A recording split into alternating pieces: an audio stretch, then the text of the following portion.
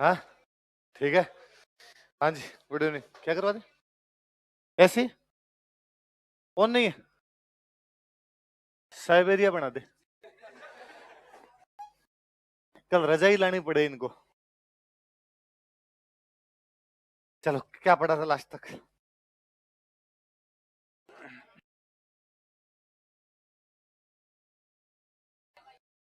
सुनाओ देख। महाराणा प्रताप का जन्म कब हुआ? कहाँ पे हुआ? पिताजी का नाम क्या था? मम्मी का नाम? बचपन का नाम? पत्नी का नाम? उनका राष्ट्र कहाँ किया गया? गोकुंडा में किसके द्वारा? कृष्णदास चुंडावत कहाँ के सामंत थे? राष्ट्रलक समारोह कहाँ पर हुआ? मारवाड़ के कौन से राजा है? अकबर ने कितने दूत भेजे? पहला कौन आया? दूसरा? तीसरा? चौथे? हल्दी घाटी का युद्ध कब हुआ? अकबर के सेनापति कौन कौन थे? मान सिंह और आसफ खान। प्रताप की तरफ से ग्वालियर से रामशाह तोमर, सलुम्बर से और अफगानों की सेना लेके और बिलों की सेना लेके। किसने अफवाह फैलाई कि अकबर खुद आ रहा है? किसने? अब चेतक घायल हुआ, प्रताप बाहर गए, युद्ध को लीड किसने किया? और जब दोनों सेनापति हार के गए तो अकबर ने मान सिंह आसफ खान का दरबार में आना बंद करवा दिया था। तो बाद में कौन से सेनापति ने अकबर खुद आया यहाँ पे? अकबर ने कहां पर कब्जा किया? नाम बदल के मोहम्मदाबाद। और वो किसको सौंप के चला गया? किस किसको? एक तो फखरुद्दीन और एक जगन्नाथ। और खुद कहां चला गया? वागड़। अच्छा, हल्दी घाटी के युद्ध को अबुल फजल ने क्या कहा था? बदायूनी ने? जेम्स टोड ने? मेवाड़ की थर्मोपोली आदर्श लाल श्रीवास्तव ने?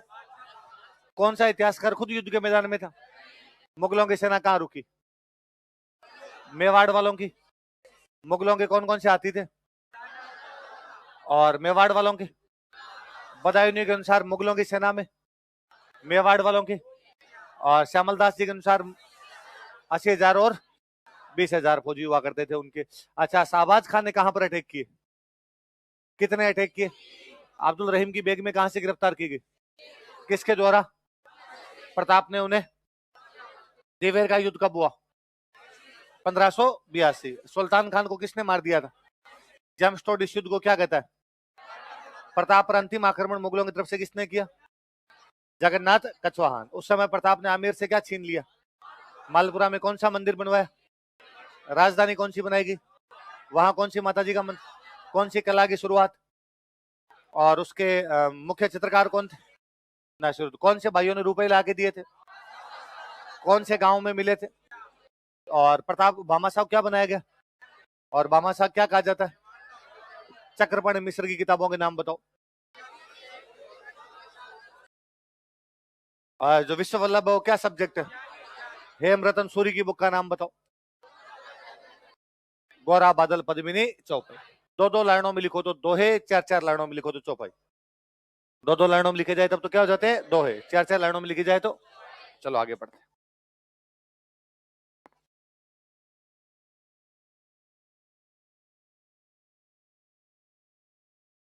दरबारी विद्वान पढ़ रहे थे ना? अगले लिखो, सादुलनाथ त्रिवेदी।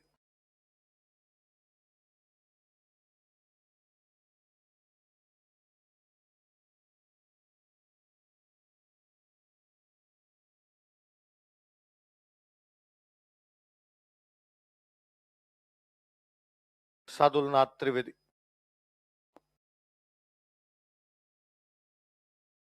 और जो विद्वान लोग हुआ करते उनको राजा महाराजा जमीनें दान में दिया करते। तो प्रताप ने इनको एक गांव दान के अंदर दिया था, जागीर। गांव को क्या बोलते? जागीर।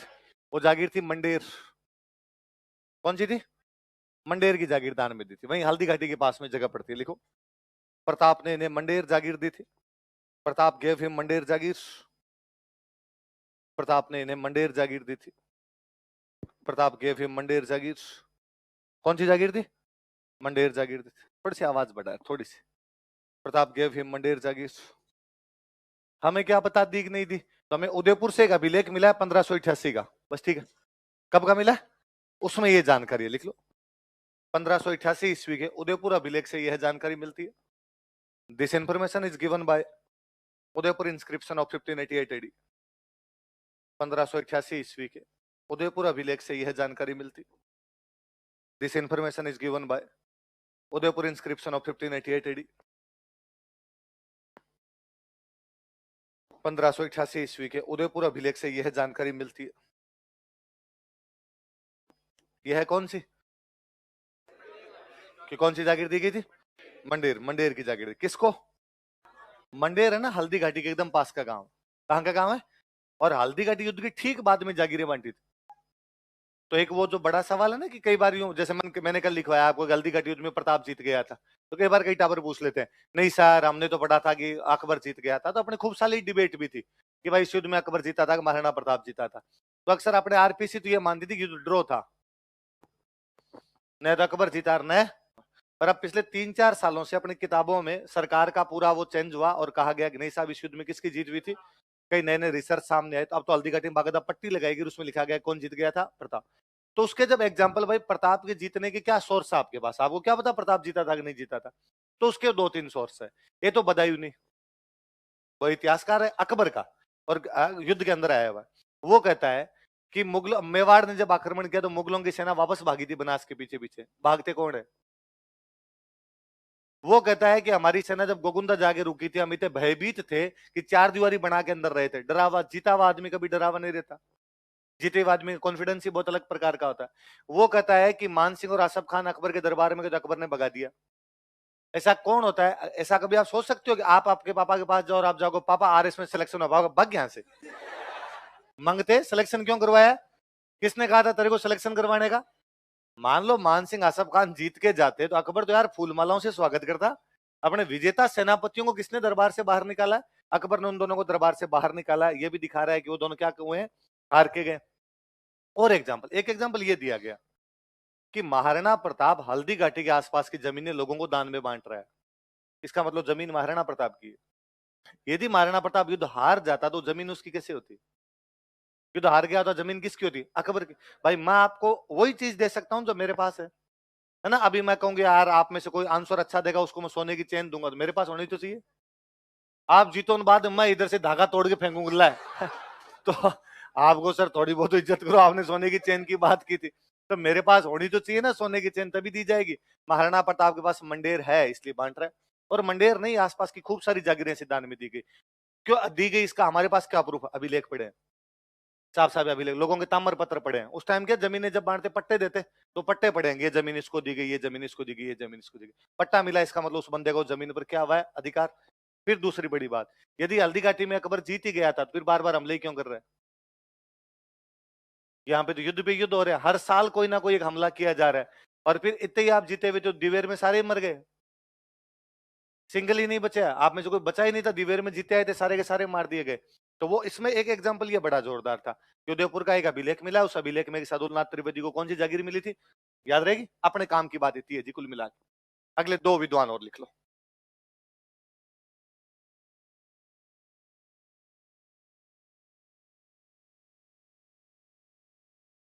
माला सांधु और रामा सांधु।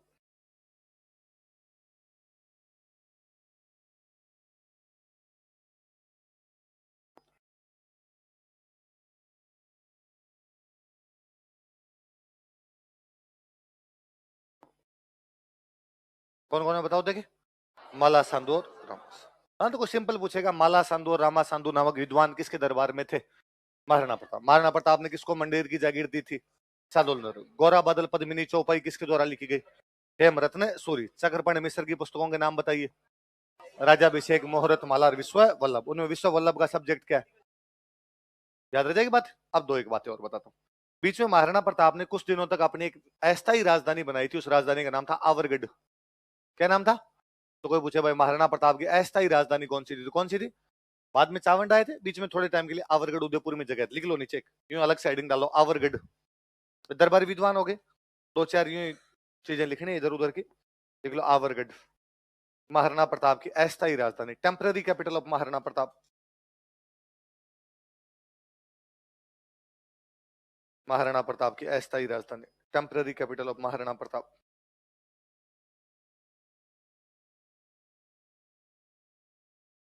यहीं पे पास में गुफा थी, उसका नाम था मायरा की गुफा। कौन सी गुफा थी? वहां पे प्रताप अपने हथियार रखते थे, शस्त्रागार। शस्त्रागार समझते हो ना? आर्टिलरी या आर्मरी का, दो आर्मरी ज्यादा अच्छा शब्द होगा, लिख लो। ये उदयपुर में दोनों जगह। मायरा की गुफा में शस्त्रागार था। शस्त्रागार मतलब जहां पे हथियार रखे, शस्त्र रखते। कौन सी गुफा है? मायरा। ये कौन सा लड़कियों के कपड़ों का एक ब्रांड आता ना, कौन सा? मायरा। मायरा ऐसे सिनेमा हॉल में आता ना। ल... क्या था? लायरा, नायरा, नायिका, नायरा। क्या बताए कि वो फिल्में देखने जाते हैं तो शुरू में आता रहता है मायरा मायरा ऐसे। मायरा आता है। दूसरा कौन सा है बताओ रे? तुम्हें भी नहीं पता? लायरा। हाँ ये देखो, लायरा आता है। कौन सा आता है? चल। अरे तो मैंने यही तो कहा कि मूवी देखने जाते हैं तब शुरुआत में एड आते हैं 10 मिनट तक, वो दो। एक तो विको टर्मरिक है ना, एक लायरा लायरा, वो लगातार उसके अंदर आते रहते हैं। एक वो पहले मैं सिगरेट पिया करता था, मुकेश अरारे 28 अक्टूबर 2005, वो याद हो गए मेरे तो मेरे एक सीनियर थे, एक दिन 9 बजे मूवी देखने के लिए जाना था, तो वो तैयार नहीं हो रहे थे, तो मैं उनको 9 बज गया मूवी देखने जाना, तो वो नागौर के वो के, अरे डट जा, 10 मिनट तक तो तंबाकू खासी, कैंसर होगा आदमी के, मरेगा, तब तक अपने पहुंच जाएंगे यार वहां पर। तो आवरगढ़ तो क्या थी, अस्थायी राजधानी। और मायरा की गुफा में क्या था उनका? शस्त्रागार। प्रताप की डेथ चावंड के अंदर ही हुई थी भाई। चावंड में एक बार नए हथियार खरीदे थे, हथियारों की टेस्टिंग वेस्टिंग कर रहे थे उनकी, तो एक वो तीर था, उसको कमान था, उसको खींच रहे थे, आगे से टूट गया था, धागा टूटा तो झटका लगा तो पीछे गिरे, तो कहते क्लोटिंग हो गई थी। पहले क्लोटिंग का कोई इलाज होता नहीं था, बाद कई दिन बाद में डेथ हो जाती। तो 19 जनवरी 1597 को चावंड में मृत्यु होती है, लिखो 19 जनवरी 1597 ईस्वी को। और 19 जनवरी 1597 एडी, 19 जनवरी 1597 ईस्वी को और 19 जनवरी 1597 एडी। चावंड में महाराणा प्रताप की मृत्यु हुई। Maharana Pratap died at Chawand. चावंड में महाराणा प्रताप की मृत्यु हुई। Maharana Pratap died at Chavand.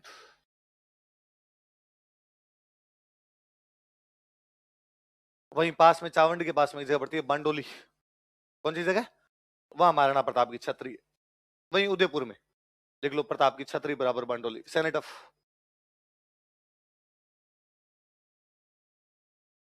आपको कैसे पता? अमेरिका जाता नहीं, उसको अमेरिका के बारे में पता नहीं होता क्या?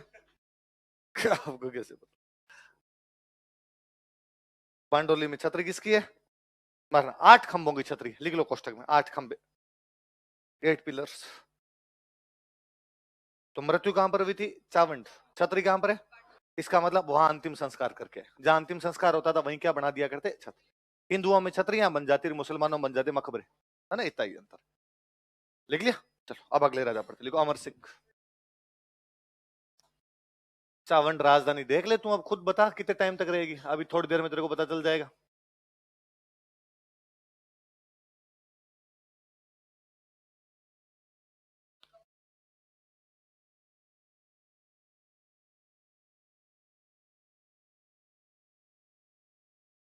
अगले राजा लिखो।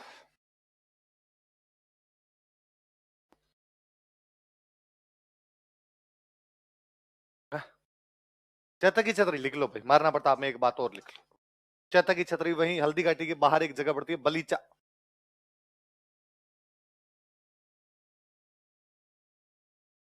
लिख लो चैतक की छतरी बलीचा, वही राजसमंद में हल्दी घाटी के पास में जगह पड़ती है। महाराणा प्रताप में दो बातें और लिखना। ये तो अगला राजा लिखो, जगह छोड़ा करो, है ना? हाँ भूल गए, कंजूस सारे के सारे आप। एक बात और लिख लो, ये लिखी तो एक बात और लिख।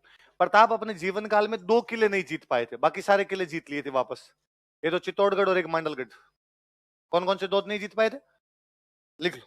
प्रताप में एक बात और लिखो, चित्तौड़गढ़ तथा मांडलगढ़ को छोड़कर, एक्सेप्ट चित्तौड़गढ़ एंड मांडलगढ़, चित्तौड़गढ़ तथा मंडलगढ़ को छोड़कर, accept Chittorgarh and Mandalgarh.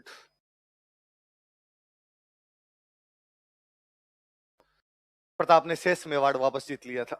Pratap recaptured rest of the Mewar. Pratap ने शेष मेवाड़ वापस जीत लिया था। Pratap recaptured rest of the Mewar. भाई जैसे बीच में अपने पढ़ते हैं, उदयपुर पे भी तो कब्जा कर लिया था, मोहम्मदाबाद नाम कर गए थे। शाहबाज खान थोड़े से टाइम के लिए कोमलगढ़ पे भी कब्जा कर लेता है, बीच में गोगुंदा पे इनका कब्जा हो गया था, तो कई जगह अलग अलग इनके कब्जे हो गए थे। लेकिन प्रताप ने बाकी सारे किले 2 साल में जीत लिए थे। 85 में लास्ट आक्रमण हुआ है, 85 से 87, 2 साल के भीतर भीतर मुगलों को पूरे मेवाड़ से निकाल दिया था। 2 किले उनके पास थे जहां वो किले के अंदर बैठे हुए थे। एक किला कौन सा? चित्तौड़गढ़। एक किला कौन सा? मंडल। इनकी वो तैयारियां वारियों में लगे हुए थे, इन बिटवीन डेथ हो जाए। 57 साल की उम्र में तो डेथ ही हो गई थी, तो बीच में डेथ हो गई, तो वो 2 किले बीच में रह गए। महाराणा प्रताप के बाद अगले राजा कौन बने? अमर सिंह महाराणा प्रताप से भी बड़े योद्धा है। योद्धा के रूप में देखा जाए तो अमर सिंह की होड़ ही नहीं करे। मेवाड़ में जितने राजा हुए उनमें सिरमौर है अमर सिंह। अमर सिंह ने मुगलों के खिलाफ 17 युद्ध लड़े हैं, सारे जीते हैं। सिंगल के अंदर ही बंदा हारा नहीं, और यो भगा भगा के मारा है, वैसे युद्ध किए हुए इसके। ये जगन्नाथ कछवाहा 1608 में वापस लड़ने के लिए आया था, इतने बुरे मार के भगाया था कि भीलवाड़ा के मंडल के अंदर आके जाके देखो तो मुगलों की छतरियां छतरियां, सबको यहीं रख लिया था, एक को ही नहीं जाने दिया था। इतना भयंकर वाला आदमी हुआ था अमर सिंह। तो अमर सिंह एक खार खाया हुआ बंदा था कि महाराणा प्रताप को कभी कॉन्फिडेंस नहीं था कि मेरा बेटा भी लड़ाई करेगा। इसलिए महाराणा प्रताप हमेशा डाउट करते रहते यार मेरे मरने के बाद में मेरा बेटा नहीं लड़ेगा, मेरे मरने के बाद में मुगलों के खिलाफ जो संघर्ष है वो क्या हो जाएगा? समाप्त हो जाए।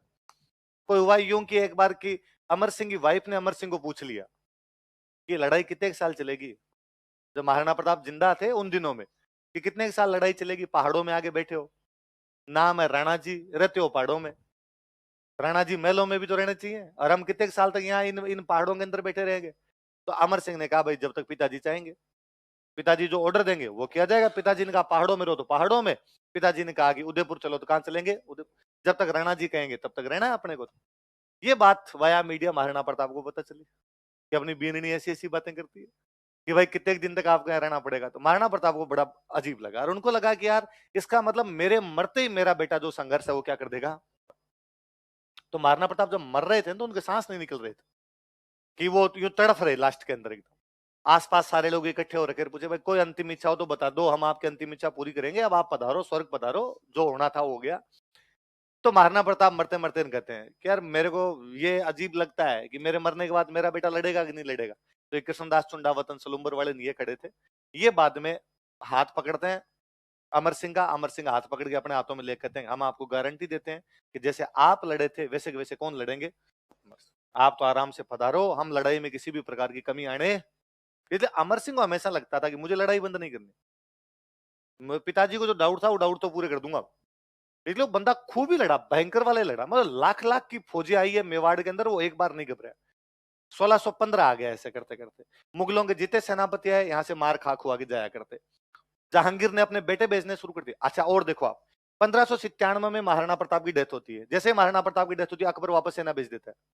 मतलब जब तक महाराणा प्रताप जिंदा रहे 1585 के बाद अकबर ने कोई भी सेना, जो कि 2 साल 85 से 87 के बीच में महाराणा प्रताप सारे कब्जे छुड़वा गए थे। 87 में अपनी राजधानी ले गए थे चावंड।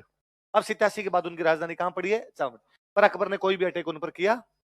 जैसे 97 में प्रताप मरे अकबर के वापस अटैक है। इसका मतलब उस आदमी को भय तो था कि 97 तक उसने कोई अटैक नहीं किया। इस बार अमर सिंह पे अटैक किया, अमर सिंह पे अमर सिंह ने वापस कूट पीट के निकाल दिए। 1605 में अकबर की डेथ हो गई। अकबर की डेथ होने के बाद अगला राजा कौन बन गया? जहांगीर। जहांगीर का तो एक ही सपना है कि मेवाड़ जीतना है, कि बाकी पूरा हिंदुस्तान तो बाप ही जीत गया, ले देके बचा ही क्या अपने पास में। अब एक तो जीते यार, कम से कम बादशाह ये तो बताए कि यार मैं भी कुछ कर सकता हूं, तो मेवाड़ जीत ले। इसलिए जहांगीर ने बेचारे ने खूब जोर लगाया, हमले पे हमले, हमले पे हमले, लेकिन यहां पर पार नहीं पड़े। 10 साल हमले किए उसने, 1605 से 1615। फाइनली उसने अपने सबसे योग्य बेटे को इधर भेजा, खुर्रम। किसको भेजा? जो आगे चलकर आपका बना था शाहजहां। क्या बना था? खुर्रम को भेजा। अजमेर तक वो साथ में आया। अजमेर आने को, अजमेर मुगलों के पास था, अजमेर तक साथ में, यहाँ आके उसने कहा कि भाई खुर्रम जा और जाके जीत के आपने। खुर्रम यहाँ पर भगवान के हाथ जोड़ के जाता, अल्लाह के हाथ जोड़ के जाता, या अल्लाह इस बार तू ये जी मुझे फतेह दिलाएगा तो मैं तेरी मस्जिद बनवाऊंगा। क्या बनवाऊंगा? खुर्रम यहां से जाता मेवाड़, मेवाड़ जाके उसने अपने जो भी सेनापति पहले यहां पर आके गए थे, भले वो हार के गए भले वो जीत के गए, उनको इकट्ठा किया और इकट्ठा करके यार बताओ तो सही लफड़ा क्या है, क्यों नहीं पकड़ में आ रहे यार, कितनी सेना है मेवाड़ वालों की, इतने सालों में मरमुरा गए, 1527 में लगे थे लगातार लड़ने के लिए, मेवाड़ मेवाड़ की सेना, अपने पूरे हिंदुस्तान के फौजी इकट्ठे होते हैं अपने पास में, फिर भी इनसे जीत क्यों नहीं पा रहे। तो जो भी सेनापति थे उन्होंने कहा कि सर पार नहीं पड़ रही, पहाड़ों के अपने तो रास्ते ही नहीं जानते ढंग से, अंदर जाके जैसे इनसे लड़ते हैं अपने को मार देते हैं। कैसे मार देते हैं, तुम जब जाते हो तो तुम्हें इससे पता चलता है कि वहां बैठा हुआ अमर सिंह, कि हाँ हमें कई बार सूचना मिलती है अमर सिंह वहां बैठा है, फिर तुम क्या करते हो कि हम उस लोकेशन पे जाते हैं, फिर क्या होता है कि जब लोकेशन पर पहुंचते हैं तब तक अमर सिंह की लोकेशन चेंज हो जाती है और वो कहीं बीच में से आके हम पे हमला करता है। तो उसको कौन बताता है कि तुम आ रहे हो, कि जनता। जनता कैसे बताती है कि जिस भी गांव से निकलते हैं उस गांव से अगले गांव वाले अगले गांव वाले अगले गांव वाले, फटाफट अमर सिंह पास मैसेज जाता है कि मुगल इस रास्ते से आ रहे हैं, वो दूसरा रास्ता लेके हम पर आक्रमण करता है, हमारी सेना मार देता है। सेना में इतना भय है कि कोई भी पहाड़ों में जाने के लिए तैयार है, वो बाहर नहीं आ रहा, हमें अंदर नहीं जाने देता। तो अंदर उनके रोटी पानी की व्यवस्था की जनता, जनता भेज रही है चारों तरफ से, उनके तो रास्ते खोल रखे हैं। ये भील अपने यदि सेना कहीं से खाना पीना लेके आ रही होती तो भील तीर मार के उनका खाना पीना छीन लेते हैं। हमारे वाला खाना इनके पास जा रहा है तो अपनी हालत रहती है खराब, इनका खाना पीना आराम से मिल रहा है, अपने मैदान में बैठे हैं तो भी खाना पीना नहीं मिल रहा। तो जनता जो खेतों के अंदर इन खेती करती है वहां से लेके जाओगे, कोई देने के लिए तैयार नहीं, राजी मत है, जनता देने के लिए तैयार नहीं होती। ज्यादातर जनता इनकी पहाड़ों के अंदर ही बैठी है, खेती वाले टाइम थोड़े बहुत बाहर आते हैं, उस टाइम भी यदि हम इनसे कुछ लेने के लिए जाते हैं तो हमें मार पीट के भगा दिया जाता है, उनकी सेना आके हम पर हमला कर जाती है।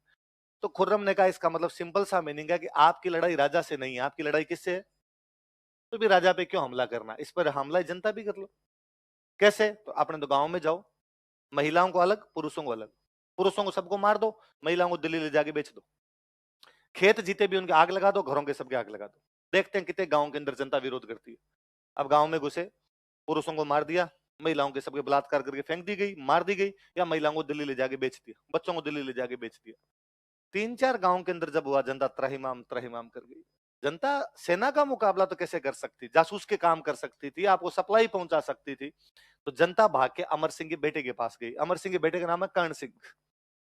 क्या नाम है, कर्ण सिंह के पास गए। कर्ण सिंह को जाके कहा कि प्रिंस कर्ण सिंह, 1527 से लेके 1615 आ गया, कितना आ गया, 1527 से 1615, लगभग लगभग 85 साल का टाइम है। और इस टाइम के अंदर हमने हमेशा मेवाड़ के राणा का साथ दिया है। मेवाड़ के राणा ने कहा चित्तौड़गढ़ रहो तो हम चित्तौड़गढ़, राणा ने कहा उदयपुर रहो तो हम उदयपुर, राणा ने कहा कुंभलगढ़ चलो तो हम कुंभलगढ़, राणा ने कहा गोगुंदा रहो तो हम गोगुंदा, राणा ने कहा चावंड रहो तो हम चावंड, राणा ने कहा आवरगढ़ रहो तो आवरगढ़। जट राणो जी कब है, बट उदयपुर। जट राणो जी कब है, अभी तक डायलॉग है ये उदयपुर कहाँ है, जट राणो जी कब है।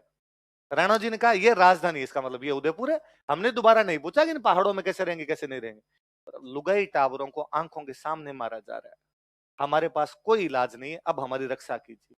और जनता की रक्षा करने की जिम्मेदारी किसकी, कर्ण सिंह जानते थे, बहुत अच्छे तरीके से जानते थे कि रक्षा करने का मतलब है सेना को मैदान में लेके जाओ, गांव वालों को रक्षा करो। मैदान में जाने का मतलब मरेंगे, मैदान के अंदर तो वही जीतेगा जिनकी संख्या बहुत ज्यादा, और ज्यादा भी कितनी कि मुगलों की सेना 1 लाख, आपके पास सैनिक बचे हैं 22,000, आपके पास सैनिक बचे 7,000 8,000, इतने सैनिक अलग अलग मोर्चों पे सैनिक पड़े हैं आपके। तो कर्ण सिंह अमर सिंह के पास गए और उन्होंने अमर सिंह को जाकर कहा कि अब संधि के अलावा कोई चारा नहीं। अमर सिंह ने कहा अरे पिताजी यही कह के गए थे कि ये नहीं लड़ेगा, और तू इस बात को सच्ची कर देगा, संधि नहीं करेंगे, अपने मरमुरा जाएंगे तो कोई बात नहीं। उसने कहा जनता की रक्षा करने का धर्म है राजा का, जनता की रक्षा की जानी चाहिए। और कई बार संधि कर लेना हार नहीं होती, संधि का मतलब ये भी होता है कि हम युद्ध की तैयारी कर रहे हैं, सांस ले रहे हैं, थोड़ा टाइम मिलेगा, मारेंगे, वापस मारेंगे, इनको भगा भगा के मारेंगे, एक बार रोक दिया जाए जैसे तैसे करके, ताकि जनता बच जाए, जनता का मोरल डाउन नहीं हो। अमर सिंह ने कहा जो करना है तू कर ले, मेरे हाथ से तो कुछ नहीं हो। अमर सिंह ने कर्ण सिंह को चाबियां सौंपी। कर्ण सिंह ने ठीक है तो मैं हैंडल करता हूँ। कर्ण सिंह ने अपने 2 बंदे खुर्रम के पास भेजे, एक बंदे का नाम था हरिदास और एक का नाम था शुभकर्ण। कौन कौन 2 बंदे, हरिदास और शुभकर्ण, किसकी तरफ से जा रहे हैं, मेवाड़ की तरफ से कह दो, कर्ण सिंह की तरफ से कह दो, किससे बातचीत करने के लिए, खुर्रम। खुर्रम कौन है, शाहजहां है या कदो या जहांगीर का बेटा है, वो उधर से लड़ाई करने के लिए। खुर्रम के पास गए, खुर्रम को कहा भाई हम मेवाड़ की तरफ से आए हैं, कर्ण सिंह ने हमें भेजे और हम तुमसे क्या करना चाहते हैं।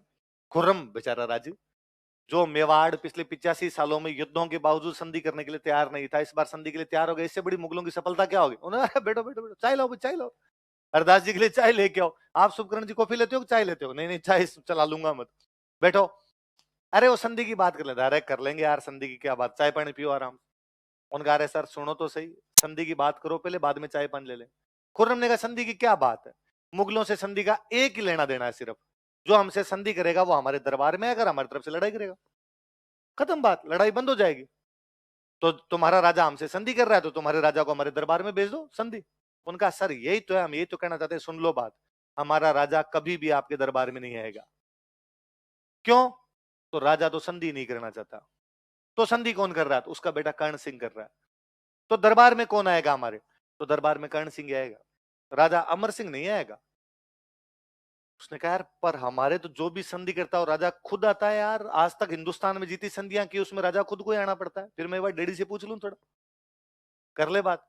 उसने जहांगीर की से बात की कि पिताजी ये मेवाड़ वाले संधि करने के लिए तैयार है, लेकिन ये कह रहे हैं कि हमारे से संधि करने के बाद में इनका राजा कभी भी हमारे दरबार में नहीं आएगा, बल्कि राजा का बेटा जो राजकुमार होगा वो ही दरबार में आएगा। जहांगीर ने कहा चुपचाप संधि कर ले अपने। कहा पर पिताजी ये तो संधि का उल्लंघन है, जो बाकी बातें होती है वो तो हो ही नहीं रही। जहांगीर ने कहा कोई बात नहीं, कौन देख रहा है इस बात को कि कौन आया था और कौन है? अपने जो कलंक लगा हुआ माथे पे कि मेवाड़ नहीं जीत पाए, वो कलंक दूर हो जाएगा। अपने कह देंगे मेवाड़ वालों ने भी हमसे क्या कर ली। बेटा तू नहीं जानता मेरी हालत कितनी खराब है, मैं आगरा में जब गली के अंदर जाता हूं तो बच्चे पीछे करते रहते, ओए मेवाड़ है।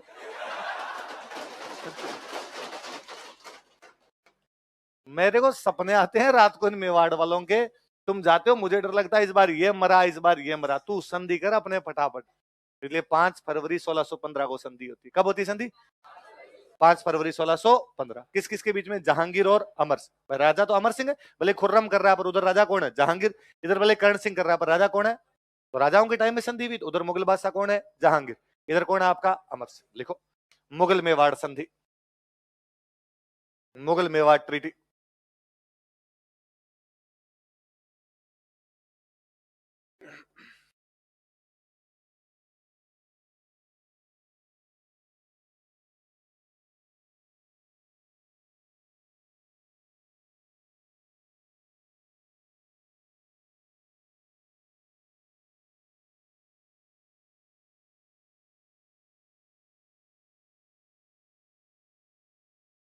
मुगलों का बादशाह कौन है? जहांगीर। मेवाड़ का राजा कौन है? अमर सिंह। फैजान ना तो कोई पूछे भाई मेवाड़ के कौन से राजा ने मुगलों से संधि की, तो कौन से राजा ने? अमर सिंह। मुगलों के कौन से बादशाह ने संधि की, तो किसने की? जहांगीर।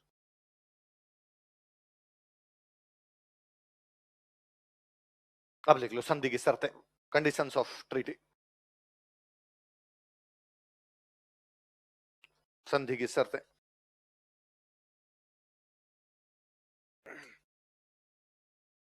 एक नंबर लगा के लिखो, मेवाड़ का राणा मुगल दरबार में नहीं जाएगा। Rana of Mewar will not join Mughal court. Mewar का राणा मुगल दरबार में नहीं जाएगा। Rana of Mewar will not join Mughal court.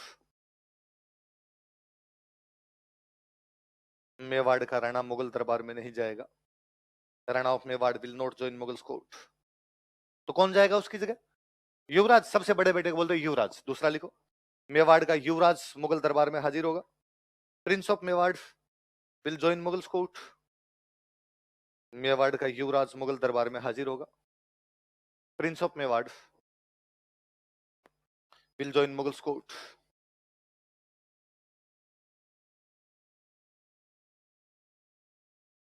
मैंने बताया था कि जो भी दरबार में जाता था वह जो भी संधि करता था, मुगल सिंपल दो बातें कहते हैं, ये तो तुम हमसे संधि कर लो तो तुम्हारे राजा को दरबार में भेज दो, और तुम्हें हमारी तरफ से लड़ने के लिए जाना पड़ेगा। मैंने बताया था देखो, सुरजन अकबर से संधि करता है तो कहता है मैं तेरे से लड़ने के लिए कहीं भी चला जाऊंगा, लेकिन अटक नदी को पार।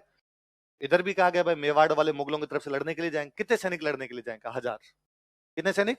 जब भी मुगलों की जरूरत पड़ेगी तो मेवाड़ वालों को कितने सैनिक भेजने पड़ेंगे? 1000। देख लो, मेवाड़ मुगलों को 1000 घुड़सवार सैनिकों की सहायता देगा। मेवाड़ मुगलों को 1000 घुड़सवार सैनिकों की सहायता देगा। Mewar will give support of 1000 cavalry soldiers to Mughals. Mewar मुगलों को 1000 घुड़सवार सैनिकों की सहायता देगा। Mewar will give support of 1000 cavalry soldiers to Mughals. Mewar मुगलों को 1000 घुड़सवार सैनिकों की सहायता देगा। Mewar will give support of 1000 cavalry soldiers to Mughals. पर मेवाड़ वालों ने कभी नहीं दिए, सिंगल टाइम नहीं भेजे, उल्टे कई बार तो मुगलों के खिलाफ भेजे। कि एक बीच में देखो, मैंने बीच में आपको बताया था कि कोटा का राजा माधो सिंह, तो मैंने कहा था कि जहांगीर और शाहजहां आपस में लड़ पड़े, बाप बेटे जहांगीर और खुर्रम। तो खुर्रम को पकड़ने के लिए रतन सिंह को भेजा गया, बूंदी वाला रतन सिंह उसको पकड़ लेता है, और रतन सिंह पकड़ लेता है, बाद में माधो सिंह और हरि सिंह उनको लगाया था। बातें बताई थी मैंने आप। अब जहांगीर मुगल बादशाह, उसका बेटा उसके खिलाफ बागी हो गया, खुर्रम उसके खिलाफ क्या हो गया, बागी। मेवाड़ वालों को सहायता किसको देनी चाहिए, जहांगीर को या खुर्रम को? भाई मुगल बादशाह के साथ संधि है, बादशाह कौन है, जहांगीर, तो सेना किसकी सहायता के लिए जानी थी? मेवाड़ वालों ने सहायता दी खुर्रम को। खुर्रम का मार तेरे बाप को, जैसे मार सकता है मार, तेरे को राजा बनाएंगे। तो मेवाड़ वाले तो कई बार उल्टे उनके खिलाफ और चले गए, और जहांगीर ने कभी नहीं कहा कि सेना भेजो। मुगलों ने जैसे तैसे करके लिपापोती की, यार ये नाम हो जाए ऐसा कि हमने संधि कर ली, बाकी जो है वो चलने दो। क्योंकि वो भी इस बात को जानते थे कि जबरदस्ती की तो ये कहेंगे संधि नहीं, युद्ध करेंगे, कौन लड़े। जहांगीर का बेचारे का सीधा था कि शाम को पैक मिल जाए, फालतू की लड़ाई झगड़े में अपने पड़ना नहीं। देखो, अच्छा, संधि का मतलब दोस्त हो गए। चित्तौड़ का किला 1568 में अकबर कब्जे पे कर गया था, इनका हमें वापस दो, हमारा किला है, तो कहा वापस दे देंगे, लेकिन तुम उसकी मरम्मत नहीं करवा सकते। क्या नहीं करवा सकते, लिख लो। चित्तौड़ का किला मेवाड़ को वापस दे दिया जाएगा। Chittor fort will be return back to Mewar. Chittor का किला मेवाड़ को वापस दे दिया जाएगा। Chittor fort will be return back to Mewar, return back to Mewar. Chittor का किला मेवाड़ को वापस दे दिया जाएगा, लेकिन मेवाड़ उसका पुनर्निर्माण नहीं करवा सकता। But Mewar can't reconstruct it, लेकिन मेवाड़ उसका पुनर्निर्माण नहीं करवा सकता। But Mewar can't reconstruct it. भाई रिकंस्ट्रक्शन का मतलब है कि लड़ाई की तैयारी है। फिर क्या, देखो मैंने एक आपको बात बताई थी कि जब भी लंबी लड़ाइयां चलती थी ना, और जब संधियां होती, शादी ब्याह करते, जोधार कुंभा में आवड़ बावड़ की संधि हुई, तो जोधा की बेटी श्रृंगार कंवर की शादी कुंभा के बेटे रायमल के साथ कर दी गई, पढ़ा था हमने। इस बार मेवाड़ वालों का इसमें लिखो शादी ब्याह नहीं होंगे। मुगलों ने कहा किसने क्या करना है, नहीं नहीं लिखो, फिर भी कोई डाउट रहे तुम्हारे मन में लिखो। वैवाहिक संबंध स्थापित नहीं किए जाएंगे, marital relations will not be established. वैवाहिक संबंध स्थापित नहीं किए जाएंगे, marital relations will not be established. वैवाहिक संबंध स्थापित नहीं किए जाएंगे।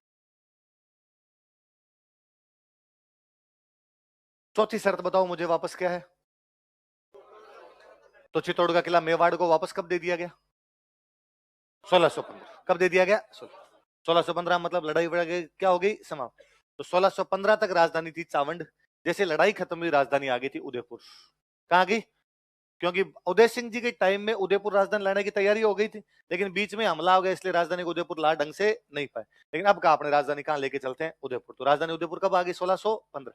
पहले कहां थी, चावंड। चावंड राजधानी गई है 1587। कब गई है, मैंने बताया 1585 में अकबर के हमले बंद हुए, 2 साल में वापस मेवाड़ जीता, राजधानी कहां लेके, चावंड। अब बताओ 1587 से 1615 तक चावंड कितने साल राजधानी रही, 28। कितने साल राजधानी रही, तो चावंड लगभग कितने साल तक इनकी राजधानी रही थी, 28। याद रह जाएगी बात है। 1615 के बाद राजधानी कहां जाती है इनकी, उदयपुर। कहां जाती है, अभी पढ़ेंगे, वापस पढ़ेंगे तब और याद आ जाएगी आप। अच्छा, इसमें थोड़ी नीचे अलग से बातें लिखते हैं, ये संधि की शर्तें हो गई। अभी मैंने बताया था कि मेवाड़ वालों की तरफ से संधि कौन कर रहा है, कर्ण सिंह, और मुगलों की तरफ से लिखो, अलग से एक लाइन लिखो, संधि की शर्तें हो गई, अलग से लिखना। अमर सिंह ने यह संधि युवराज कर्ण सिंह के दबाव में की थी। अमर सिंह ने यह संधि युवराज कर्ण सिंह के दबाव में की थी। Amar Singh concluded this treaty under pressure of prince Karan Singh. Amar Singh ने यह संधि युवराज कर्ण सिंह के दबाव में की थी। Amar Singh concluded this treaty under pressure of prince Karan Singh.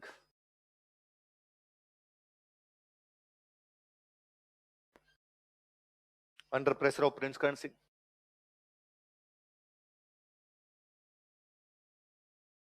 आगे लिखो, मेवाड़ की तरफ से हरिदास तथा शुभकरण संधि का प्रस्ताव लेकर गए थे। Haridas and Shubhkaran went with proposal of treaty from Mewar side. Mewar की तरफ से हरिदास और शुभकरण संधि का प्रस्ताव लेकर गए थे। Haridas and Shubhkaran went with proposal of treaty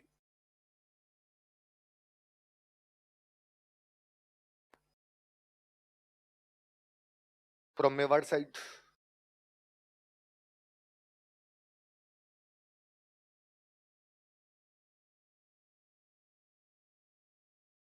प्रस्ताव लेके कौन गए थे?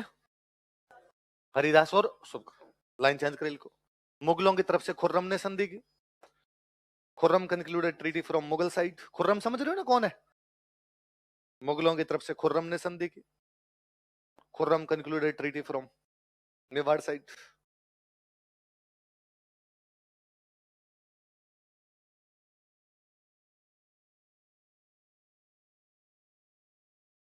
मैंने बताया अमर सिंह ने तो राजकाज ही छोड़ दिया था। अमर सिंह सारा कुछ छोड़ देते हैं और एक जगह पे जाके सन्यासी की तरह रहते हैं, नोचोकी। कौन सी जगह पे जाके? लिख लो। अमर सिंह इस संधि से बेहद निराश था। Amar Singh was very disappointed with this treaty. Amar Singh इस संधि से बेहद निराश था। Amar Singh was very disappointed with this treaty. Amar Singh इस संधि से बेहद निराश था।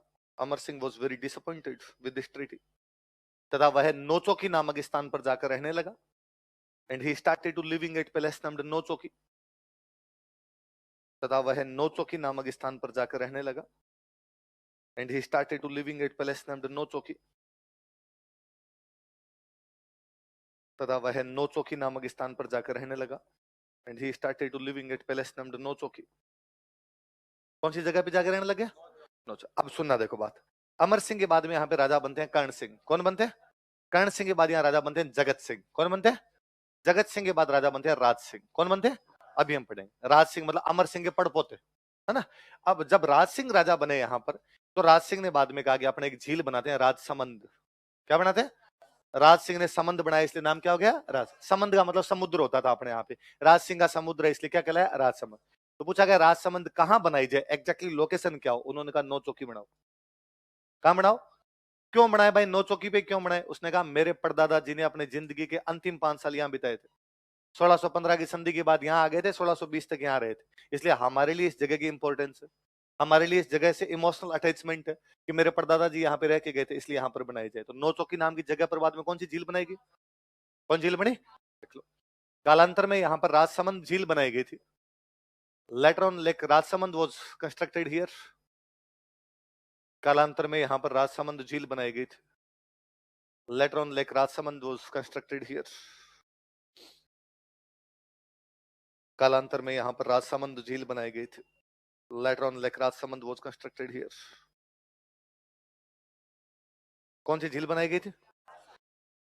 राजसमंद झील बनाई गई थी। और झील का कितना महत्व रहा होगा राजसमंद, कि इस झील के नाम पर हमारे एक जिले का नाम है राजसमंद। राजस्थान में बाकी जितने भी जिले, कितने जिले हैं राजस्थान में? 33। उनमें से 32 जिलों के नाम किसी शहर के नाम पर है। जयपुर नाम का एक जिला है तो जयपुर नाम का शहर। गंगानगर नाम का जिला है तो गंगानगर नाम का शहर। चूरू नाम का जिला है तो चूरू नाम का शहर। भरतपुर नाम का जिला है तो भरतपुर नाम का शहर। राजसमंद नाम का जिला है, लेकिन राजसमंद नाम का कोई शहर नहीं है। राजसमंद नाम की झील है। तो एक झील के नाम पे कोई जिले का नाम है, वो जिला कौन सा अपना? आप यदि बस स्टैंड पे जाके कहो मुझे राजसमंद की टिकट तो नहीं मिलेगी, बस राजसमंद जाती नहीं है। आप जबरदस्ती करोगे नहीं मुझे तो राजसमंद ही जाना है, तो झील में ले जाके पटक दे तो बात दूसरी है। बाकी आपको जिस कस्बे की टिकट मिलेगी उस कस्बे का नाम है राजनगर। क्या नाम है? डिस्ट्रिक्ट हेडक्वार्टर तो लगेगा कहीं ना कहीं, तो डिस्ट्रिक्ट हेडक्वार्टर लगता हो कहां पे लगता है? राजनगर। पर उसका नाम राजसमंद नहीं है, उसका नाम क्या है? झील का नाम राजसमंद है, उसके नाम पर क्या है? जिले का। पहले बड़ी बात। तो राजसमंद का महत्व था, तो राजसमंद कौन सी जगह पे बनाई गई? तो नौचौकी पे क्यों बनाई गई? अमर सिंह ने अपने अंतिम 5 साल बिताए थे, याद रहेगी बात। अच्छा, अभी हमने पढ़ा कि मेवाड़ का राणा मुगल दरबार में नहीं जाएगा, कौन जाएगा? प्रिंस। प्रिंस कौन है? उधर मुगल बादशाह कौन है? जहांगीर। कौन है? तो कर्ण सिंह किसके दरबार में गया? देख लो। युवराज कर्ण सिंह मुगल बादशाह जहांगीर के दरबार में गया। प्रिंस कर्ण सिंह, युवराज कर्ण सिंह मुगल बादशाह जहांगीर के दरबार में गया। Prince Karan Singh joined court of Mughal emperor Jahangir. Prince Karan Singh joined court of Mughal emperor Jahangir. युवराज कर्ण सिंह मुगल बादशाह जहांगीर के दरबार में गया।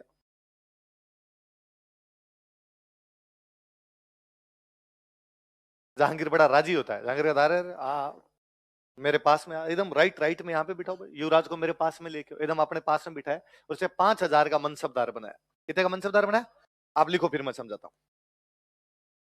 देख लो, जहांगीर ने इसे 5,000 का मनसबदार बनाया। Jahangir appointed him mansabdar of 5,000। Jahangir ने इसे 5,000 का मनसबदार बनाया। Jahangir appointed him mansabdar of 5,000। Jahangir ने इसे 5,000 का मनसबदार बनाया। Jahangir appointed him mansabdar of 5,000। कितने का मनसबदार बनाया? 5,000 का मनसबदार बनाया। सुनना, देखो एक शब्द लिखा है मैंने मनसबदार, क्या लिखा है? अब दार हटाइए, आगे वाला पढ़िए, केवल क्या है? मनसब। क्या है? मनसब का मतलब होता है पद। क्या होता है? या इंग्लिश में को तो पोस्ट। पद, पोस्ट, मनसब, इनका मतलब एक ही होता है। आई बात सुन, जैसे मैं सिंपल भाषा में आज की लैंग्वेज में समझाऊं, मैं आपके सामने अभी 4 आदमी लेके आऊं, मैं कहूं ये मेरे 4 दोस्त है, इनमें से एक फर्स्ट ग्रेड है, एक सेकंड ग्रेड है, एक थर्ड ग्रेड है, एक फोर्थ ग्रेड है, मैंने 4। आप इससे ये बता सकते हो क्या इनकी क्या क्या नौकरी है? कैसे बता सकते हो? कुछ ही नहीं बता सकते। फर्स्ट ग्रेड वाला हो सकता है आरएस हो, फर्स्ट ग्रेड वाला हो सकता है लेक्चरर हो, फर्स्ट ग्रेड वाला हो सकता है मेडिकल ऑफिसर हो, है ना? मैं कहता हूँ सेकंड ग्रेड हो सकता है टीचर हो सकता है यूडीसी हो। नहीं बता सकते नौकरी के। आप ये भी नहीं बता सकते इनकी तनख्वाह कितनी है। अलग अलग पे ग्रेड होते हैं, अलग अलग नौकरियों के अंदर उनका पे ग्रेड अलग हो सकता है। तो आप क्या बता सकते हो उन चारों से? उनकी औकात क्या बता सकते हैं?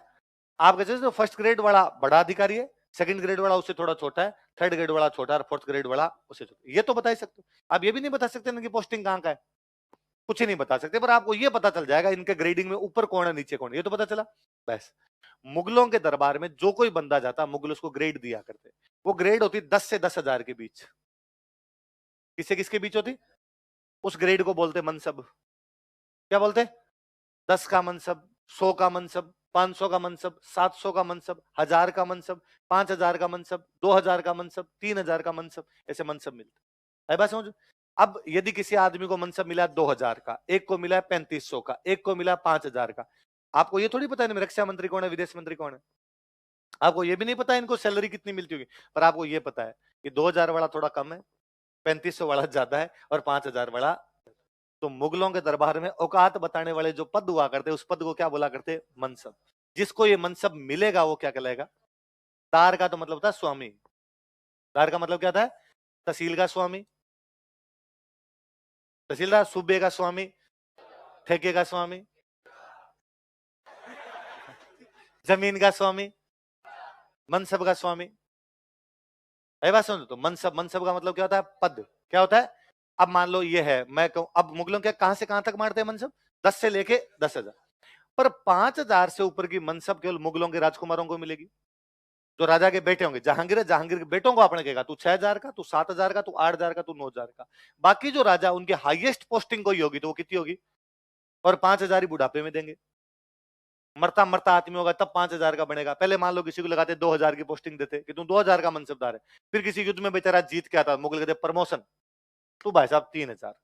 फिर और कोई युद्ध में जीत के आया तो कहा प्रमोशन, तू कितने का हो गया? 4,000। कितने मरमुरा जाता, या तो भगवान मौत दे देता या किसी लड़ाई में काम आ जाता। तो 5,000 के मनसब तक तो लोग पहुंचते ही नहीं थे, लेकिन जहांगीर ने मेवाड़ वालों को जाते ही 5,000 का मनसब दिया है। जाते कितने का दिया? फिर क्या मनसब ये भी बताता कौन कहां बैठेगा। आगे बैठेंगे, फिर उससे पीछे मान लो 5,000 वाले आगे, फिर 4,000 वाले, फिर 3,000 वाले, फिर 2,000 वाले, 1,000 वाले, 500 वाले, 300 वाले, 200 वाले, फिर लास्ट वाले तो खड़े रहते होंगे। कईयों को दरबार के बाहर खड़ा रहना पड़ता होगा। तो ये भी पता चल रहा है ना आपका स्टेटस क्या होगा। तो जहांगीर ने अमर सिंह को, सॉरी कर्ण सिंह को जाते कितने का मनसबदार बनाया? इसका मतलब जहांगीर उस बात की वैल्यू समझता है। जहांगीर को बताया कि यदि मनसब कम दे दिया, इसको पीछे बिठा दिया, ये कल ही वापस चला जाएगा कि संधि तोड़ दी, वापस लड़ाई करेंगे। तो उसने राजी किया, एकदम अपने पास से बिठाया। तो जहांगीर ने अपनी जीवनी लिखी थी। जहांगीर अपनी जीवनी में कर्ण सिंह की खूब उल्लेख करता है।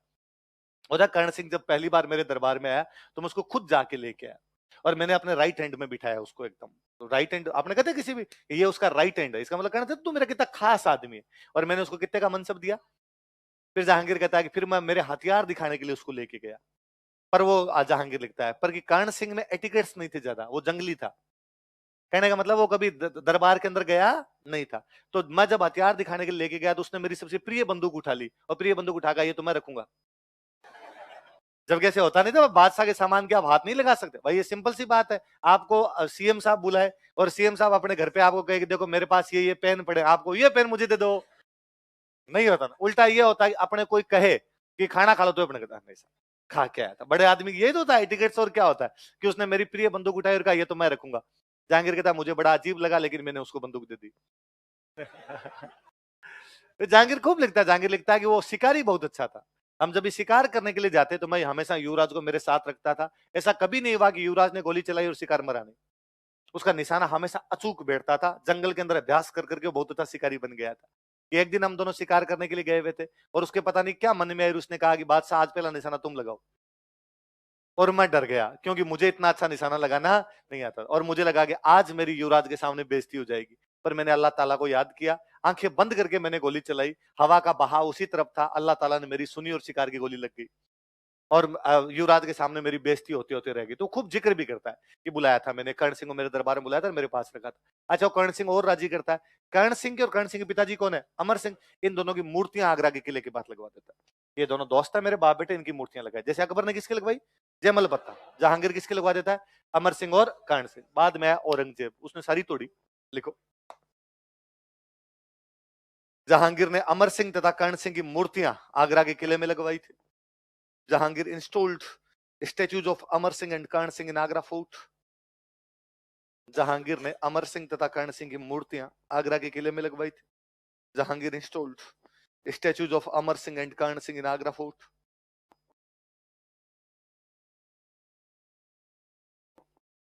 अमर सिंह तथा कर्ण सिंह की मूर्तियां आगरा के किले में लगवाई थी। Installed statues of Amar Singh and Karan Singh in Agra fort.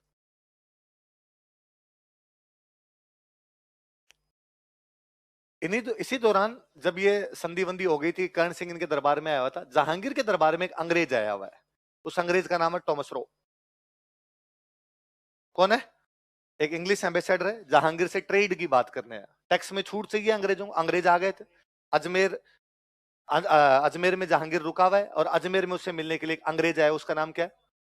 अच्छा, अंग्रेज जहां भी जाते थे ना, चीजों को बहुत बारीक से वो देखते कि यार क्या चल रहा है क्या नहीं चल रहा है। तो टॉमस रो यहाँ पे देखता है कि जहांगीर के सबसे राइट में एक बंदा आके बैठता है। जहांगीर उसके साथ आता है, उसके साथ बाहर जाता है, उससे बातचीत करता रहता है, उसके साथ शिकार खेल के आता है। तो उसको लगा ये बहुत खास आदमी। तो उसने बाकियों से पूछा, दरबारियों से, ये कौन है जो सबसे राइट में बैठता है? तो दरबारियों ने कहा साहब ये मेवाड़ के राजकुमार है, युवराज कर्ण सिंह। यार ये जहांगीर के इतना खास कैसे? कहता कई साल हमारी लड़ाई चली थी, नए नए दोस्त बने हैं। तो नई नई दोस्ती होती तो प्रगाढ़ता ज्यादा होती है। तो टॉमस रोन को कहता है अच्छा, मतलब कई साल लड़ाई चली, फिर आपने इनको भयंकर हराया होगा, हरा के इन पे कब्जा कर लिया होगा तो दोस्त बन गए। तो उनका चुप धीरे, हारे तो हम ही थे, मुश्किल से पटापुटू की कैसे न कैसे करके संधि के, इसलिए राजी मत रखना पड़ता है वरना ये वापस भाग जाएंगे, लड़ाई करेंगे। तो टॉमस रो अपनी बुक में लिखता है कि मुगल बादशाह ने मेवाड़ के रणा को बुद्धि से अधीन किया था, बल से नहीं। किसे अधीन किया था? बुद्धि से अपने अंडर के अंदर ले गए थे, बल मतलब ताकत का प्रयोग नहीं किया। किसने कहा ऐसा? देखो, अंग्रेज राजदूत सर टॉमस रो के अनुसार, according to English ambassador sir Thomas Roe,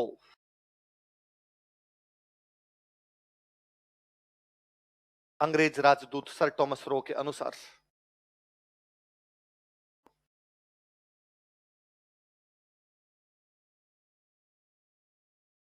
अंग्रेज राजदूत सर टॉमस रो के अनुसार, according to English ambassador sir Thomas Roe, आगे डेस लगा के लिखो, मुगल बादशाह ने मेवाड़ के राणा को बुद्धि से अधीन किया था, बल से नहीं।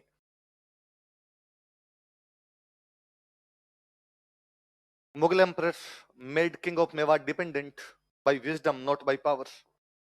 मुगल बादशाह ने मेवाड़ के राणा को बुद्धि से अधीन किया था, ताकत से नहीं।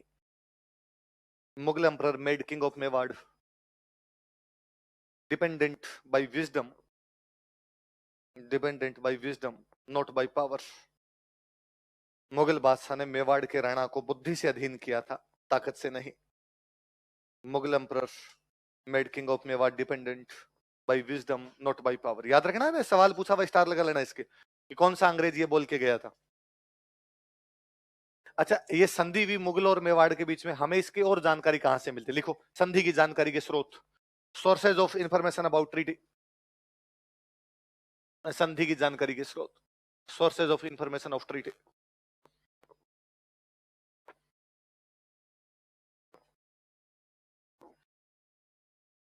मैंने तो अभी आपको बताया कि संधि करने के लिए जब खुर्रम जा रहा है, हमला करने के लिए जा रहा था, जहांगीर कहां तक आया था उसके साथ में? Ajmer.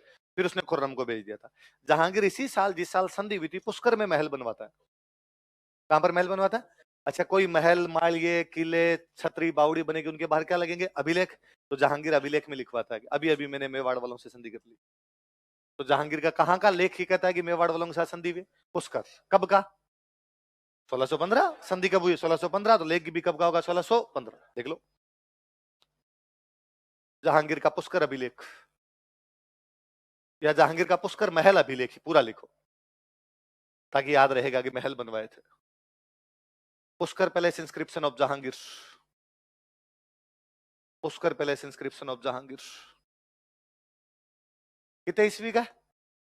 Pushkar palace inscription of Jahangir, Jahangir का पुष्कर महल अभिलेख।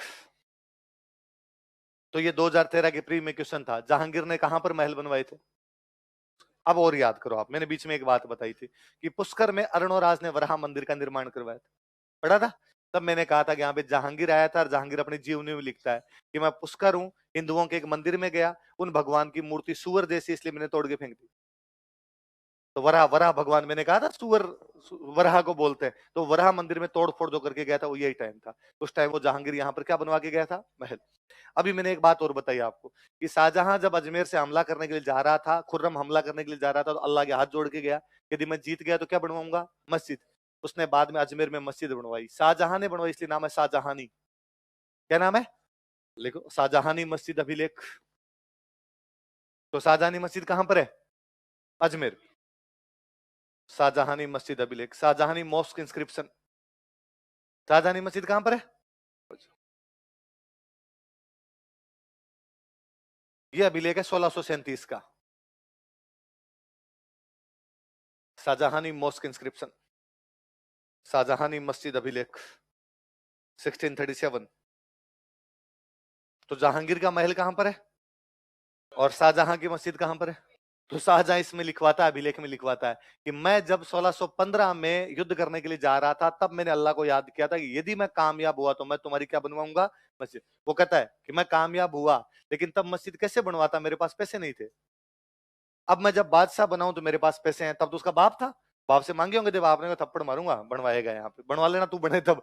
अब मैं जब खुद बनाऊं तो मैं यहाँ पर क्या बनवा रहा हूँ? मस्जिद। तो मेंशन करता है पूरा कि जब मैं 1615 में कामयाब हुआ था, तब मैंने दुआ मांगी थी, इसलिए ये मस्जिद यहाँ पर बनवा रहा हूँ। शाहजहां ने बनवाई, इसलिए क्या बोलते हैं? अब दो सवाल, कोई ये पूछ ले शाहजहां ने मस्जिद कहां पर है, या ये मस्जिद किसने बनवाई थी? इस मस्जिद से कौन सी संधि की जानकारी मिलती? मुगल में। संधि कब की? अभिलेख कब का? 1615 का ही कौन सा अभिलेख है जो संधि की जानकारी देता है? पुष्कर महल किसने बनवाए? कहां बनवाए? पुष्कर में। पुष्कर महल पुष्कर में बनेंगे और कहां बनेंगे? चलो अगला लिखो, अगला राजा लिखो भाई, कर्ण सिंह।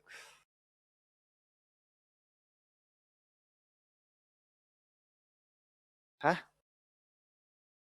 नहीं, कर्ण सिंह के हाथ में आ गया था शासन, तो जीवता तो है ना, मारे थोड़ी यार। है यार, ऐसे मत करो प्लीज। अरे यार, पहले तुम नहीं कहा था यार चालू करो, है नहीं कर?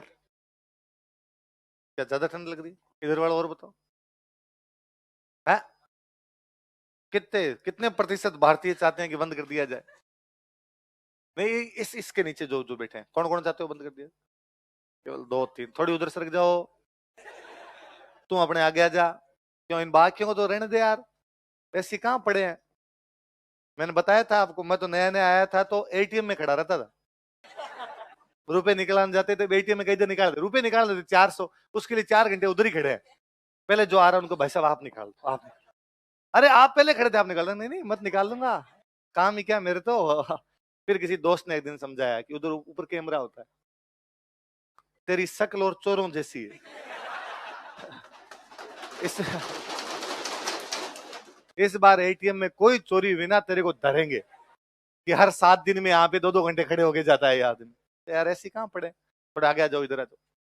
लिखो कर्ण सिंह। मैंने बताया 1615 के बाद राजधानी कहाँ लेके आ गए, उदयपुर। राजधानी आ गई तो राजा महल मालिये बनवाएंगे, तो कर्ण सिंह ने उदयपुर के अंदर महल बनवाया कर्ण विलास। कौन सा बनवाया? एक महल बनवाया दिलखुश। कौन सा? अंदर घुसते ही देखो, उदयपुर में कर्ण विलास तथा दिलखुश महलों का निर्माण करवाया। He built Karan Vilas and Dilkhush palaces at Udaipur. Udaipur में कर्ण विलास तथा दिलखुश महलों का निर्माण करवाया। He built Karan Vilas and Dilkhush palaces at Udaipur.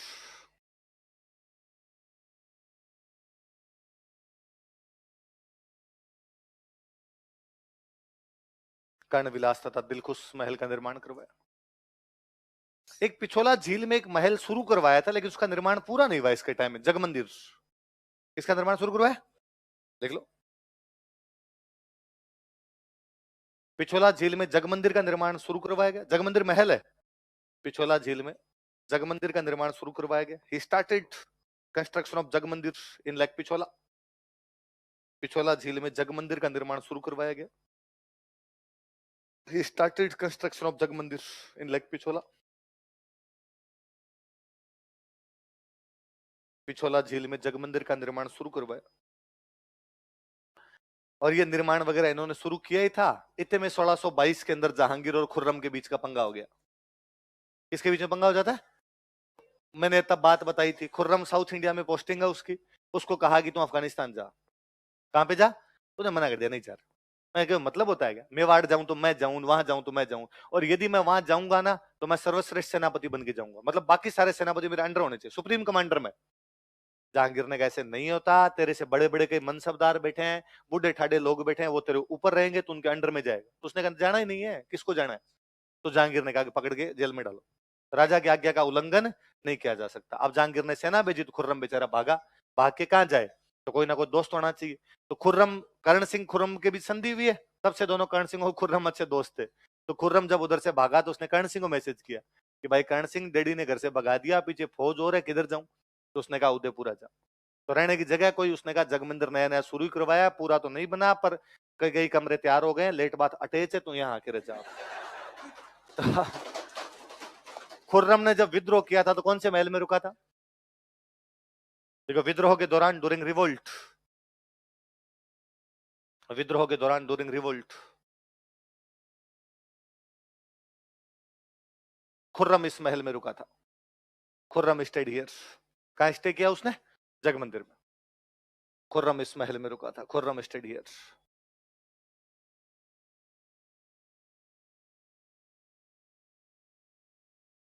Khurram इस महल में रुका था। तो यहाँ तो ये जगमंदिर आप देखना कभी, पिछोला झील के अंदर जगमंदिर एकदम व्हाइट पत्थर का है, प्योर व्हाइट व्हाइट पत्थर का। रात को जब चांद की चांदनी पड़ती है तो बहुत सुंदर दिखता है। खुर्रम जब यहाँ रहा तो उसको बहुत अच्छा लगा, और उसको लगा कि यार ये व्हाइट पत्थर का जो चांद की रोशनी में जो अलग ही एक इंप्रेशन पड़ता है। इसलिए खुर्रम जब बादशाह बना तो उसने ताजमहल ऐसा ही बनवाया। तो ताजमहल का इंस्पिरेशन यदि खुर्रम को कहीं से मिल रहा है तो कहां से मिल रहा था? कई दिन यहाँ रहा, फिर खुर्रम ने कहा भाई यहाँ बैठे बैठे तो क्या पार पड़ेगी, लड़ाई झगड़े करने ही पड़ेंगे, तो खुर्रम यहाँ से आगे जाता है। तो मेवाड़ वाले खुर्रम के साथ सेना भेजते हैं। 1000 सैनिक देने थे, तो 1000 सैनिक किसके साथ भेजे? और 1000 ही नहीं, ज्यादा ही भेजे। खुर्रम ने कहा लड़, तेरे बाप से लड़, कोई बात नहीं। उधर जहांगीर कहे कि भाई तुम मुगल बादशाह को दोगे, उनका अगला बादशाह यही है, बादशाह को देनी है, कोई से बादशाह को दे के आए। और जहांगीर ने बेचारे ज्यादा पंगे लिए नहीं। तो कर्ण सिंह का भाई था भीम सिंह सिसोदिया, क्या नाम था? भीम सिंह सिसोदिया खुर्रम के साथ साउथ इंडिया जाता है। खुर्रम की अपने बाकी भाइयों से लड़ाई होती है, जहांगीर अपनी सेना भेजता है, जहांगीर की सेना से लड़ाई होती है। तो उस युद्ध में खुर्रम के पास फौजी है 8000, सामने वाली सेना के पास है 40000। इधर से 8 और उधर से कितने? 40।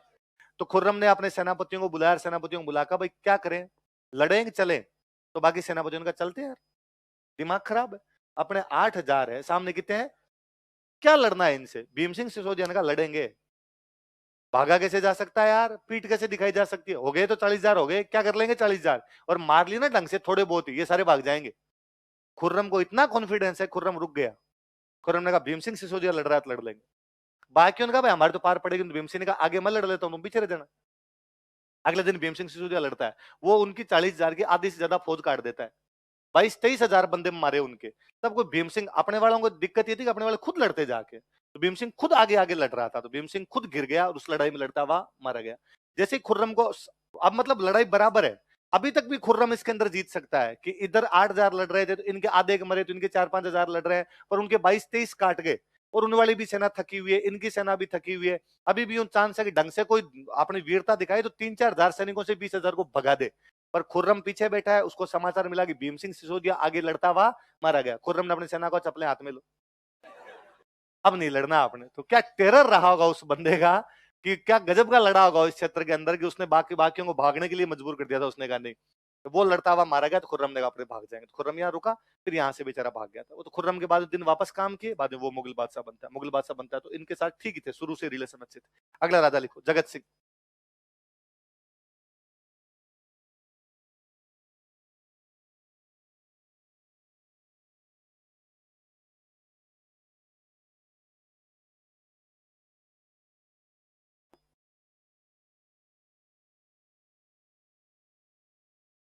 अच्छा, कर्ण सिंह कौन सा महल शुरू करवा के गया था? जगमंदिर। वो पूरा जगत सिंह ने करवाया, जगत सिंह ने पूरा करवाया, इसलिए उसका नाम जगमंदिर है। यदि कर्ण सिंह के टाइम पूरा होता, नाम कर्ण मंदिर ही होता। लिखो, जगमंदिर महल का निर्माण पूरा करवाया था। He completed construction of Jagmandir palace. Jagmandir का निर्माण पूरा करवाया था। He completed construction of Jagmandir palace.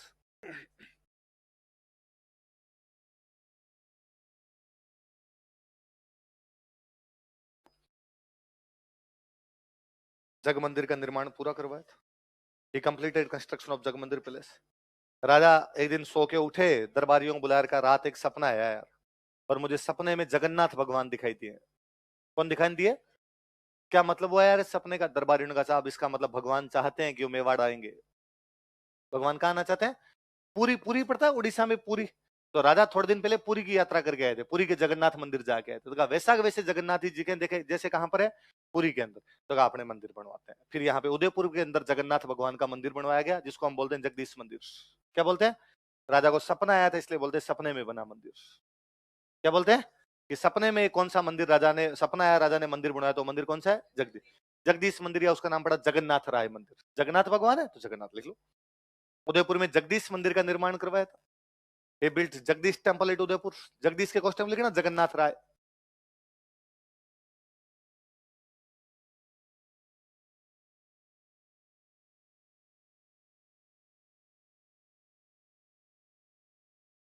Udaipur में जगदीश मंदिर का निर्माण करवाया था। He built Jagdish temple at Udaipur. क्या कहते हैं इसको? लिखो, इसे सपने में बना मंदिर भी कहा जाता है।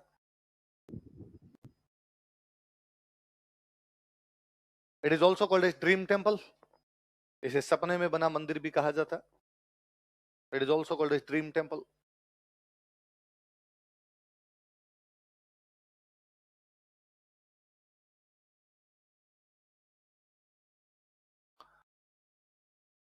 ये ना ऐसा है मंदिर, बीच में एक भगवान विष्णु का मंदिर बना हुआ है, उसके साइड में 4 छोटे छोटे मंदिर और है। ये अपने नॉर्थ इंडिया की स्टाइल थी, कि बीच में एक बड़ा मंदिर और 4 साइड में छोटे छोटे मंदिर। 5 मंदिर एक साथ बोलते, इसलिए बोलते पंचायत। क्या बोलते? तो ये मंदिर कौन सी स्टाइल में बना हुआ है?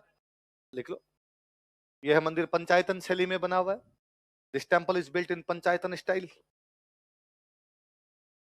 यह मंदिर पंचायतन शैली में बना हुआ है। This temple is built in panchayatan style.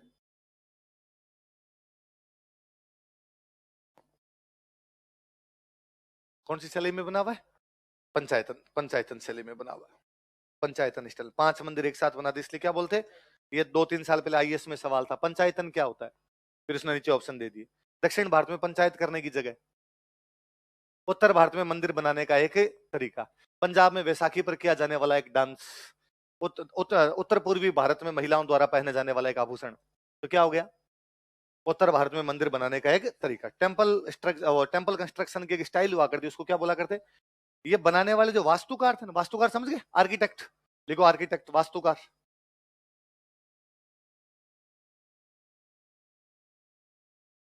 उनके नाम है अर्जुन, भाणा और मुकुंद।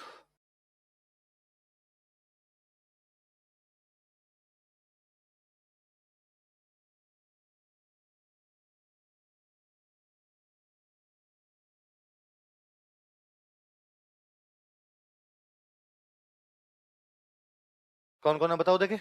अर्जुन, भाणा और मुकुंद। अर्जुन, भाणा और मुकुंद किसके वास्तुकार थे? जगदीश मंदिर का दो या जगन्नाथ, जगन्नाथ राय मंदिर का दो। अब कोई मंदिर महल मालिया बनेगा तो उनके बाहर अभिलेख लगाए जाएंगे।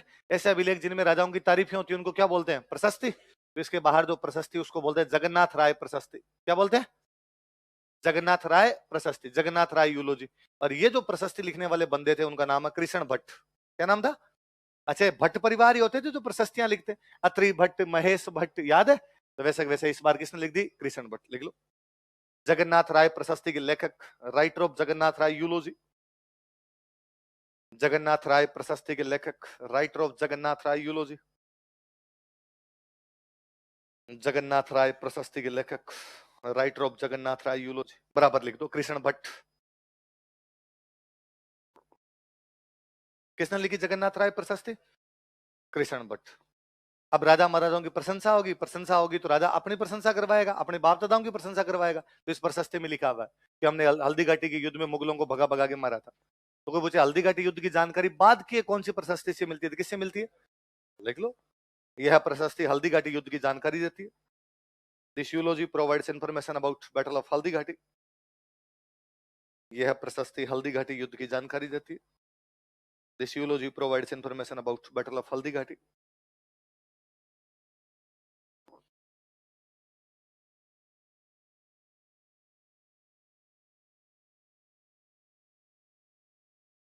राजा जगत सिंह की धाय माँ थे। धाय माँ समझते हो ना? पालन पोषण करने वाली जो माता जी होती, जैसे पन्ना दहाई है ना? तो जो दहाई माँ थे उनका नाम था नोजूबाई। क्या नाम था? नोजूबाई। उदयपुर में विष्णु मंदिर बनवाते हैं। कौन सा बनवाते हैं? विष्णु मंदिर। पर वो नोजूबाई ने बनवाया इसलिए, और नोजूबाई पूजा पाठ करते इसलिए नाम पड़ गया नोजूबाई का मंदिर। क्या नाम पड़ गया? लिख लो। जगत सिंह की दाई। लिख लो। दाई मां नोजूबाई ने उदयपुर में विष्णु मंदिर का निर्माण करवाया था। Foster mother Nojubai built Vishnu temple at Udaipur. दाई मां नोजूबाई ने विष्णु मंदिर का निर्माण करवाया था। Foster mother Nojubai built Vishnu temple at Udaipur. Udaipur में विष्णु मंदिर का निर्माण करवाया था। Built Vishnu temple at Udaipur.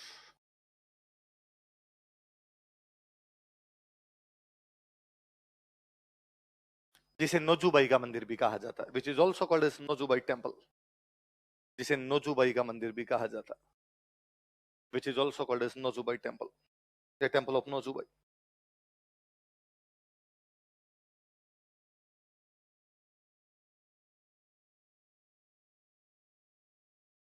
जगत सिंह जिस चीज के लिए सबसे अधिक फेमस हुए वो ये थे कि मेवाड़ के राजाओं में सबसे अधिक दानवीर कोई बंदा हुआ था, तो वो कौन थे? जगत सिंह। लिख लो। जगत सिंह अपनी दानवीरता के लिए प्रसिद्ध था। Jagat Singh was famous for charity. Jagat Singh अपनी दानवीरता के लिए प्रसिद्ध था। Jagat Singh was famous for charity.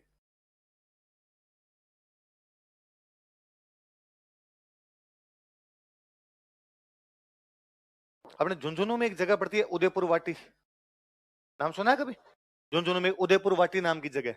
Udaipur वाटी में उन्हीं दिनों जब उदयपुर, मेवाड़ वाला जो उदयपुर है वहां पर राजा कौन है? जगत सिंह। उन्हीं दिनों झुंझुनू वाली उदयपुर वाटी में एक राजा, उसका नाम है टोडरमल। क्या नाम है?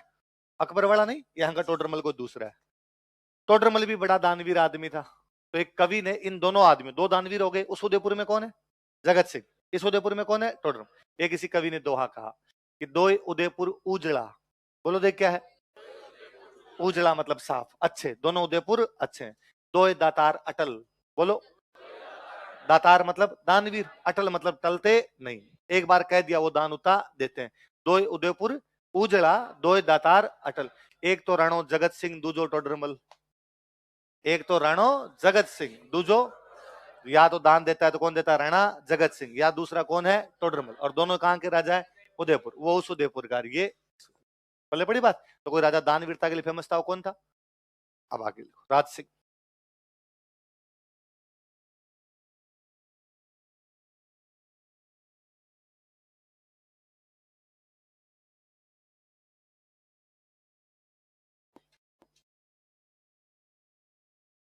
आगे राजा कौन है? राज सिंह।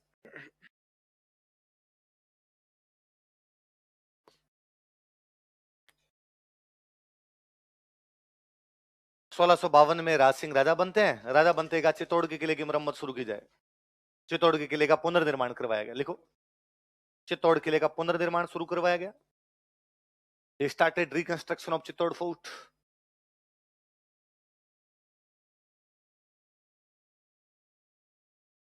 चित्तौड़ किले का पुनर्निर्माण शुरू करवाया।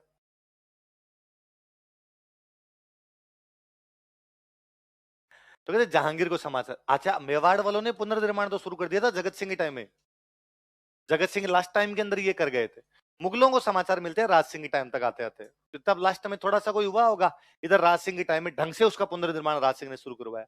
मुगलों को समाचार मिला, शाहजहां मुगल बादशाह, किसी ने शाहजहां का कि यार वो उधर सुना है कि मेवाड़ वाले किले का पुनर्निर्माण करवा रहे हैं। तो शाहजहां ने पहले लोड नहीं ले, शाहजहां मेवाड़ वालों के साथ अच्छे रिलेशन थे, तो उसने कहा नहीं यार, अपना भतीजा राजा बना हुआ उधर, कोई दिक्कत नहीं। राज सिंह यार अच्छा आदमी, अपने साथ ठीक बनती है राज सिंह की। तो किसी ने कहा था वो लड़ाई की तैयारी कर रहा है।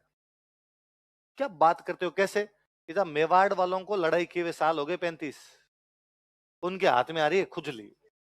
उन लग रहा है इतने दिन तो कभी नहीं बैठे थे यार, अब लड़ाई करेंगे अपने। तो उसने अपना एक बंदा भेजा, एक दूत भेजा यहाँ पे, चंद्रभान। कौन दूत है? चंद्रभान को दूत बना के भेजा। उसने आगे पूछा कि तुम किले की मरम्मत करवा रहे हो? कहा करवा रहे हो। इसका मतलब समझते हो कि हाँ? अरे इसका मतलब है तुम संधि तोड़ रहे हो। एग्जैक्टली वही कर रहे हैं, आपको तो पता भी चल गया। अरे संधि तोड़ने का मतलब तुम लड़ाई की तैयारी कर रहे हो? हाँ हम लड़ाई की तैयारी कर रहे हैं। उसने सांझा को जाकर तो मान ही नहीं रहे, तो सांझा फिर अपना एक सेनापति भेजता है उधर से, सादुल्ला खान। कौन भेजता है? सादुल्ला खान। तब ये बीच में वापस ये संधि करते हैं, वो सेना आती है उधर से, छोटी मोटी लड़ाई होती है, वापस संधि करते हैं, तो जो पुनर्निर्माण हो रहा था उसको क्या करते हैं? रोक देते हैं। लिखो, शाहजहां ने सादुल्ला खान को भेजकर इसको रुकवाया। Shahjahan stopped it by sending Sadullah Khan. Shahjahan ने सादुल्ला खान को भेजकर इसे रुकवाया।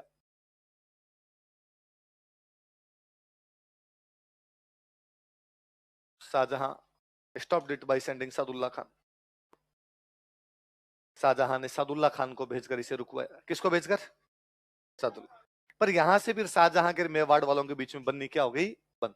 ये 1652 में राज सिंह राजा बना, तब ये समाचार चल रहे हैं इधर। शाहजहां के 4 बेटे हैं। एक बेटे का नाम है दारा, एक बेटे का नाम है औरंगजेब। दो अपने इनकी बात करते हैं एक बार। दारा की पोस्टिंग नॉर्थ इंडिया, औरंगजेब की पोस्टिंग 1656 के आसपास में। शाहजहां बीमार हुआ। बीमार हुआ तो मंत्रियों ने पूछा, भाई बादशाह खुदा ना खास्ता तुम मर जाओ, बीमार हो गए, कल को मर जाओ, तो तुम्हारे मरते बादशाह किसको बनाना है? उसने कहा दारा को। किसको बनाना है? मुगलों की व्यवस्था थी नहीं, मुगलों के सीधा था कि बाप के मरने के बाद में सारे भाई भाई आपस में लड़ेंगे, सारे भाई एक दूसरे को मारेंगे, जो जिंदा बचेगा वो राजा बनेगा। Survival of the fittest. Shahjahan खुद अपने भाइयों को, भतीजों को मार के बनाता। तो एक दुआ भी मैं भूल गया अब तो, के सबलां को रूसण और के सबलां को सीर, खुर्रम 28 मार यार कुण कुण काको कुण वीर, ऐसा सा कुछ दुआ है कि भाई जो सबल आदमी होता ना, शक्तिशाली, उसकी नाराजगी भी बुरी और उसका साथ भी बुरा। खुर्रम था शक्तिशाली, 28 मार गया, उनमें कौन काके थे, कौन भाई था ये भी उसने पता, सारे के सारे मार लिए थे उसने। तो मार मार के राजा बनते। तो जैसे ही शाहजहां ने कहा भाई मेरे मरने के बाद किसको बना देना? दारा। ये समाचार किसको मिला? औरंगजेब को ये समाचार मिला। तो औरंगजेब बड़ा नाराज हुआ। औरंगजेब ने कहा ये कौन है? शाहजहां कौन है कहने वाला कि दारा राजा बनेगा? बाप मरेगा तब भाई भाई लड़ेंगे, जो जिंदा बचेगा वो राजा बन जाएगा। इसलिए औरंगजेब ने दारा के खिलाफ कर दी लड़ाई। अच्छा, दारा का साथ शाहजहां किसका साथ देगा? दारा को वही बना रहा है, दारा का साथ देगा। मेवाड़ वालों की मुगलों के साथ संधि है, तो मेवाड़ वालों की अपनी सेना भेजनी चाहिए, किसकी तरफ से भेजनी चाहिए? दारा के पक्ष में। इन्होंने भेजी औरंगजेब के। किधर से भेजी? कि ये तो पंगा तो लेना है अपने। राज सिंह की शाहजहां से वैसे नहीं बन रही, पुनर्निर्माण रुकवा दिया था, तो उत्तराधिकार संघर्ष में राज सिंह ने किसका साथ दिया? अपने राजस्थान के सारे राजा तो है दारा की तरफ, राज सिंह किसकी तरफ है? देखो, मुगल उत्तराधिकार संघर्ष में, इन मुगल सक्सेशन स्ट्रगल, मुगल उत्तराधिकार संघर्ष में, इन मुगल सक्सेशन स्ट्रगल,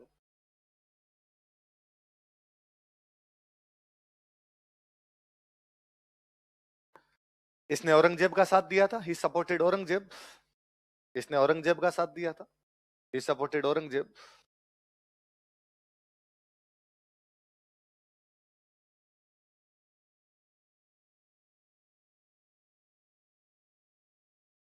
किसका साथ दिया था? और बड़ी जोरदार। औरंगजेब ने इनका सेना वेना मत भेजो, तुम तो मेरे सपोर्ट में खड़े हो, यही बहुत बड़ी बात है। तुम तो ये कह दो कि हम औरंगजेब की तरफ है, दारा की तरफ है। तुम न दारा को सेना भेजो ना मुझे सेना भेजो, मेरे लिए यही खूब है कि मेवाड़ का राणा जिधर जाएगा उधर पलड़ा भारी होगा। अरे यदि मेवाड़ का राणा औरंगजेब के पक्ष में न्यूट्रल भी रह गया तो पलड़ा किसका भारी है? औरंगजेब। अच्छा, राज सिंह ने दूसरा दिमाग लगाया। अब भाई भाई आपस में लड़ रहे हैं दारा और औरंगजेब, तो मुगलों का पूरा ध्यान तो खुद की लड़ाई पर है। इस टाइम राज सिंह ने अपने आसपास में सेना भेजी और कहा मुगलों के इलाकों पे कब्जे कर लो। तो आसपास के जो भी मुगलों के इलाके थे उन पे क्या कर लिए? कब्जे। दशहरे का दिन था, दशहरे पे लड़ाइयां करने जाते तो कहाँ लड़ाई करेंगे, मुगलों के इलाकों पे कब्जा करो। दशहरे वाली लड़ाइयों को बोलते टीका दौड़। क्या बोलते? टीके लगा लगा के जाते। देखो, राज सिंह ने टीका दौड़ का आयोजन करवाया। राज सिंह कंडक्टेड टीका दौड़। राज सिंह ने टीका दौड़ का आयोजन करवाया। राज सिंह कंडक्टेड टीका दौड़। टीका दौड़ का आयोजन करवाया। राज सिंह कंडक्टेड टीका दौड़ तथा मुगल क्षेत्रों पर अधिकार कर लिया एंड कैप्चर्ड मुगल एरियाज। तथा मुगल क्षेत्रों पर अधिकार कर लिया and captured Mughal areas. Mughal क्षेत्रों पर अधिकार कर लिया।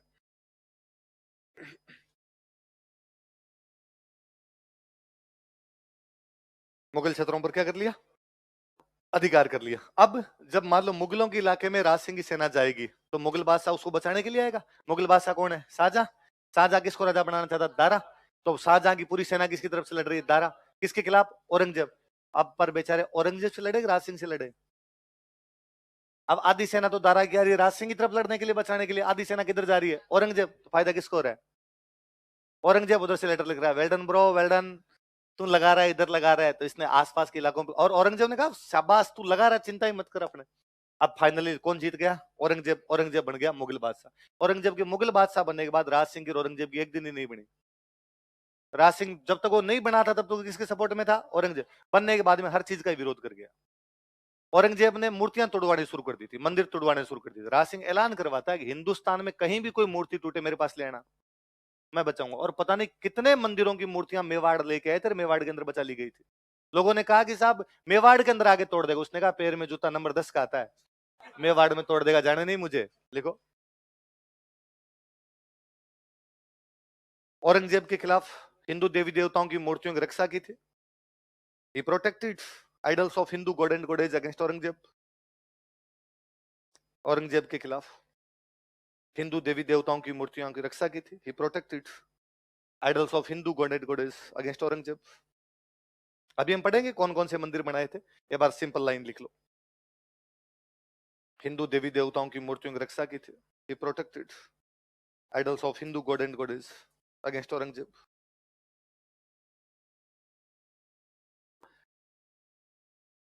औरंगजेब ने हिंदुओं पे एक टैक्स लगा दिया था, जजिया। कौन सा लगाया? मुसलमान राजाओं के सिंपल सा सिस्टम था कि हमारे राज्य में जो भी रहेंगे वो मुसलमान ही होने चाहिए। मुसलमानों के अलावा और किसी को हमारे राज्य में रहने का अधिकार। यदि कोई हमारे राज्य में दूसरा रहना चाहता है तो दो ऑप्शन है उसके पास, या तो मुसलमान बन जा या जजिया दे। या तो मुसलमान बन जाओ या क्या दे दो। पर अकबर ने जजिया बंद कर दिया था। अकबर के लिए समझ में आया कि भाई यहाँ की पब्लिक मुसलमान कम है, हिंदू ज्यादा है, और जब तक इस पब्लिक का समर्थन नहीं मिलेगा तब तक अपने राज कर नहीं पाएंगे। तो पब्लिक को राजी करने के लिए उसने कहा कि भाई तुम रहो और तुम्हारे से जजिया नहीं लिया जाए। औरंगजेब बना दो, उसने कहा जजिया दो। तो इस जजिया का विरोध यदि कोई राजस्थान का राजा कर रहा है तो वो कौन है? बस देख लो, औरंगजेब के जजिया कर का विरोध किया था। He opposed jizya tax of Aurangzeb.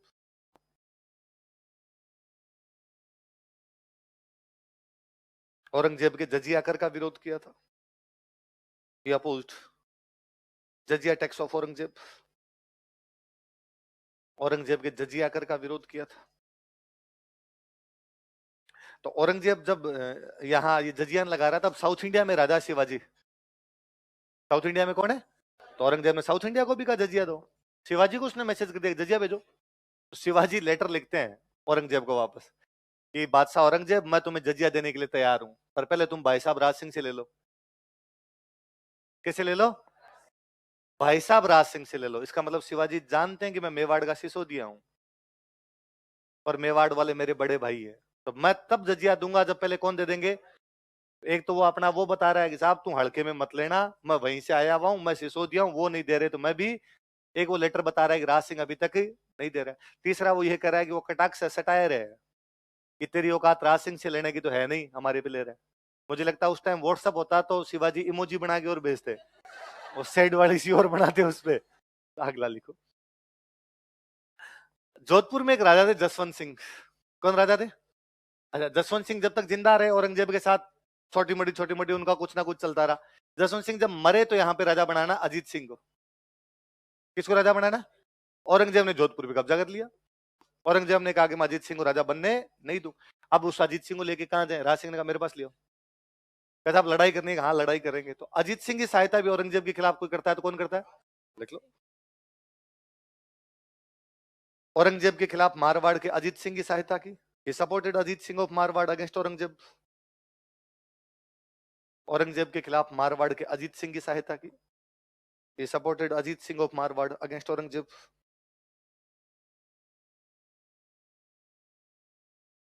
Aurangzeb के खिलाफ मारवाड़ के अजीत सिंह की सहायता की। किसकी सहायता की? मारवाड़ के। अच्छा अच्छा, मारवाड़ वाला कौन सा वंश था? राठौड़। मेवाड़ वाले सिसोदिया, इसलिए इसका नाम पड़ा राठौड़ सिसोदिया गठबंधन। क्या नाम पड़ा? किस किस के बीच हो रहा है राठौड़ सिसोदिया गठबंधन बताओ? राज सिंह और अच्छा, किसके खिलाफ? लिख लो। इसे राठौड़ सिसोदिया गठबंधन कहा जाता। It is called as Rathore Sisodia alliance. इसे राठौड़ सिसोदिया गठबंधन कहा जाता। It is called as Rathore Sisodia alliance.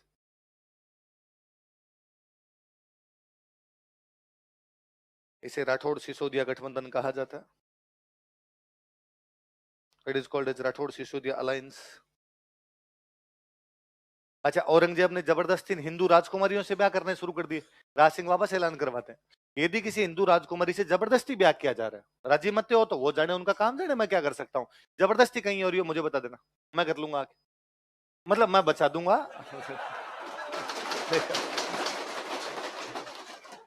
Aurangzeb के खिलाफ हिंदू राजकुमारियों की रक्षा की। He protected Hindu princes against Aurangzeb. Aurangzeb के खिलाफ हिंदू राजकुमारियों की रक्षा की। He protected Hindu princes against Aurangzeb.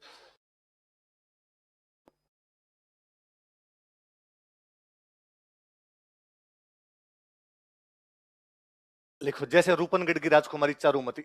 लिखो आप, फिर मैं समझाता हूं। जैसे रूपनगढ़ की राजकुमारी चारुमती, रूपनगढ़ अजमेर में जगह पड़ती है। Like princess Charumati of Rupangarh.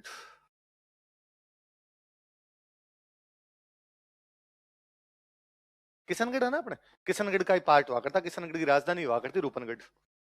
जैसे रूपनगढ़ की राजकुमारी Charumati, like princess Charumati of Rupangarh.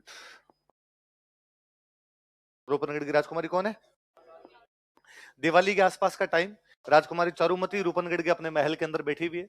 बाहर एक महिला कोई जोर जोर से बोल रही है कि पोस्टर ले लो, चित्र ले लो, चित्र ले लो। राजकुमारी चारुमती ने अंदर बुलाया। उसके पास में कई अच्छे अच्छे पोस्टर बने हुए थे, भगवान शिव, भगवान विष्णु, हनुमान जी, राम जी, लक्ष्मण जी, भगवान कृष्ण। उसने हिंदू देवी देवताओं के चित्र लिए थे।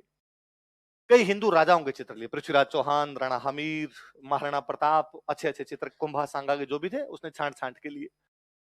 बुढ़िया की अच्छी, वो जो बूढ़ी महिला बाहर बेच रही थी उसकी अच्छी खासी कमाई हुई। तो उसने, महिला ने, वो दिल्ली से आई थी बेचारी, तो उसने कहा कि राजकुमारी जब तुम इतने सारी पेंटिंग मेरे से ले रही हो तो मेरे पास एक बहुत शानदार पोस्टर है, तुम्हें ये भी खरीदना चाहिए, और बड़ा पोस्टर है, तो दिखाओ।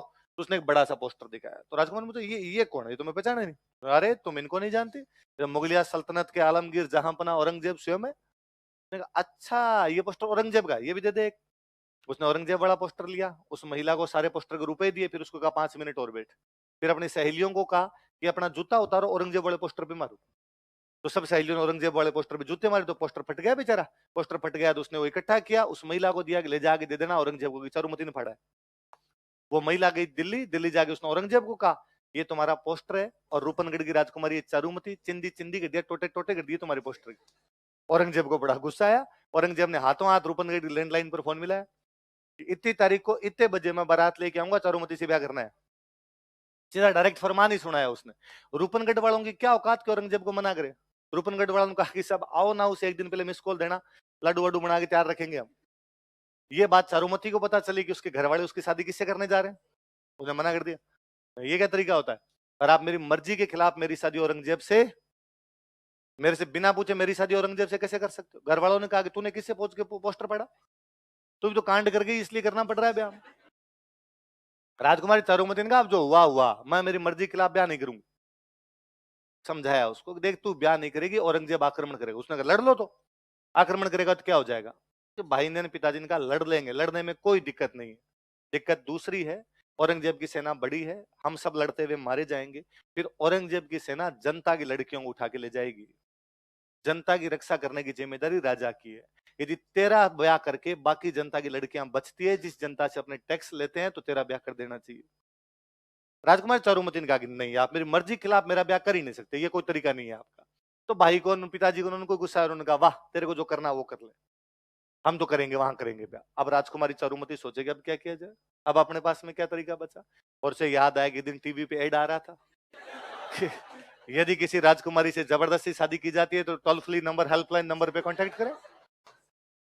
उसने राज सिंह जी के हेल्पलाइन नंबर लगाया और उनको मैसेज किया कि जिस प्रकार भगवान कृष्ण रुक्मणी का हरण करके ले गए थे और उसे अपने चरणों की दासी अपनी रानी बना लिया था, उसी प्रकार आप मुझे अपना हरण करके ले जाइए और मुझे अपनी रानी बना लीजिए।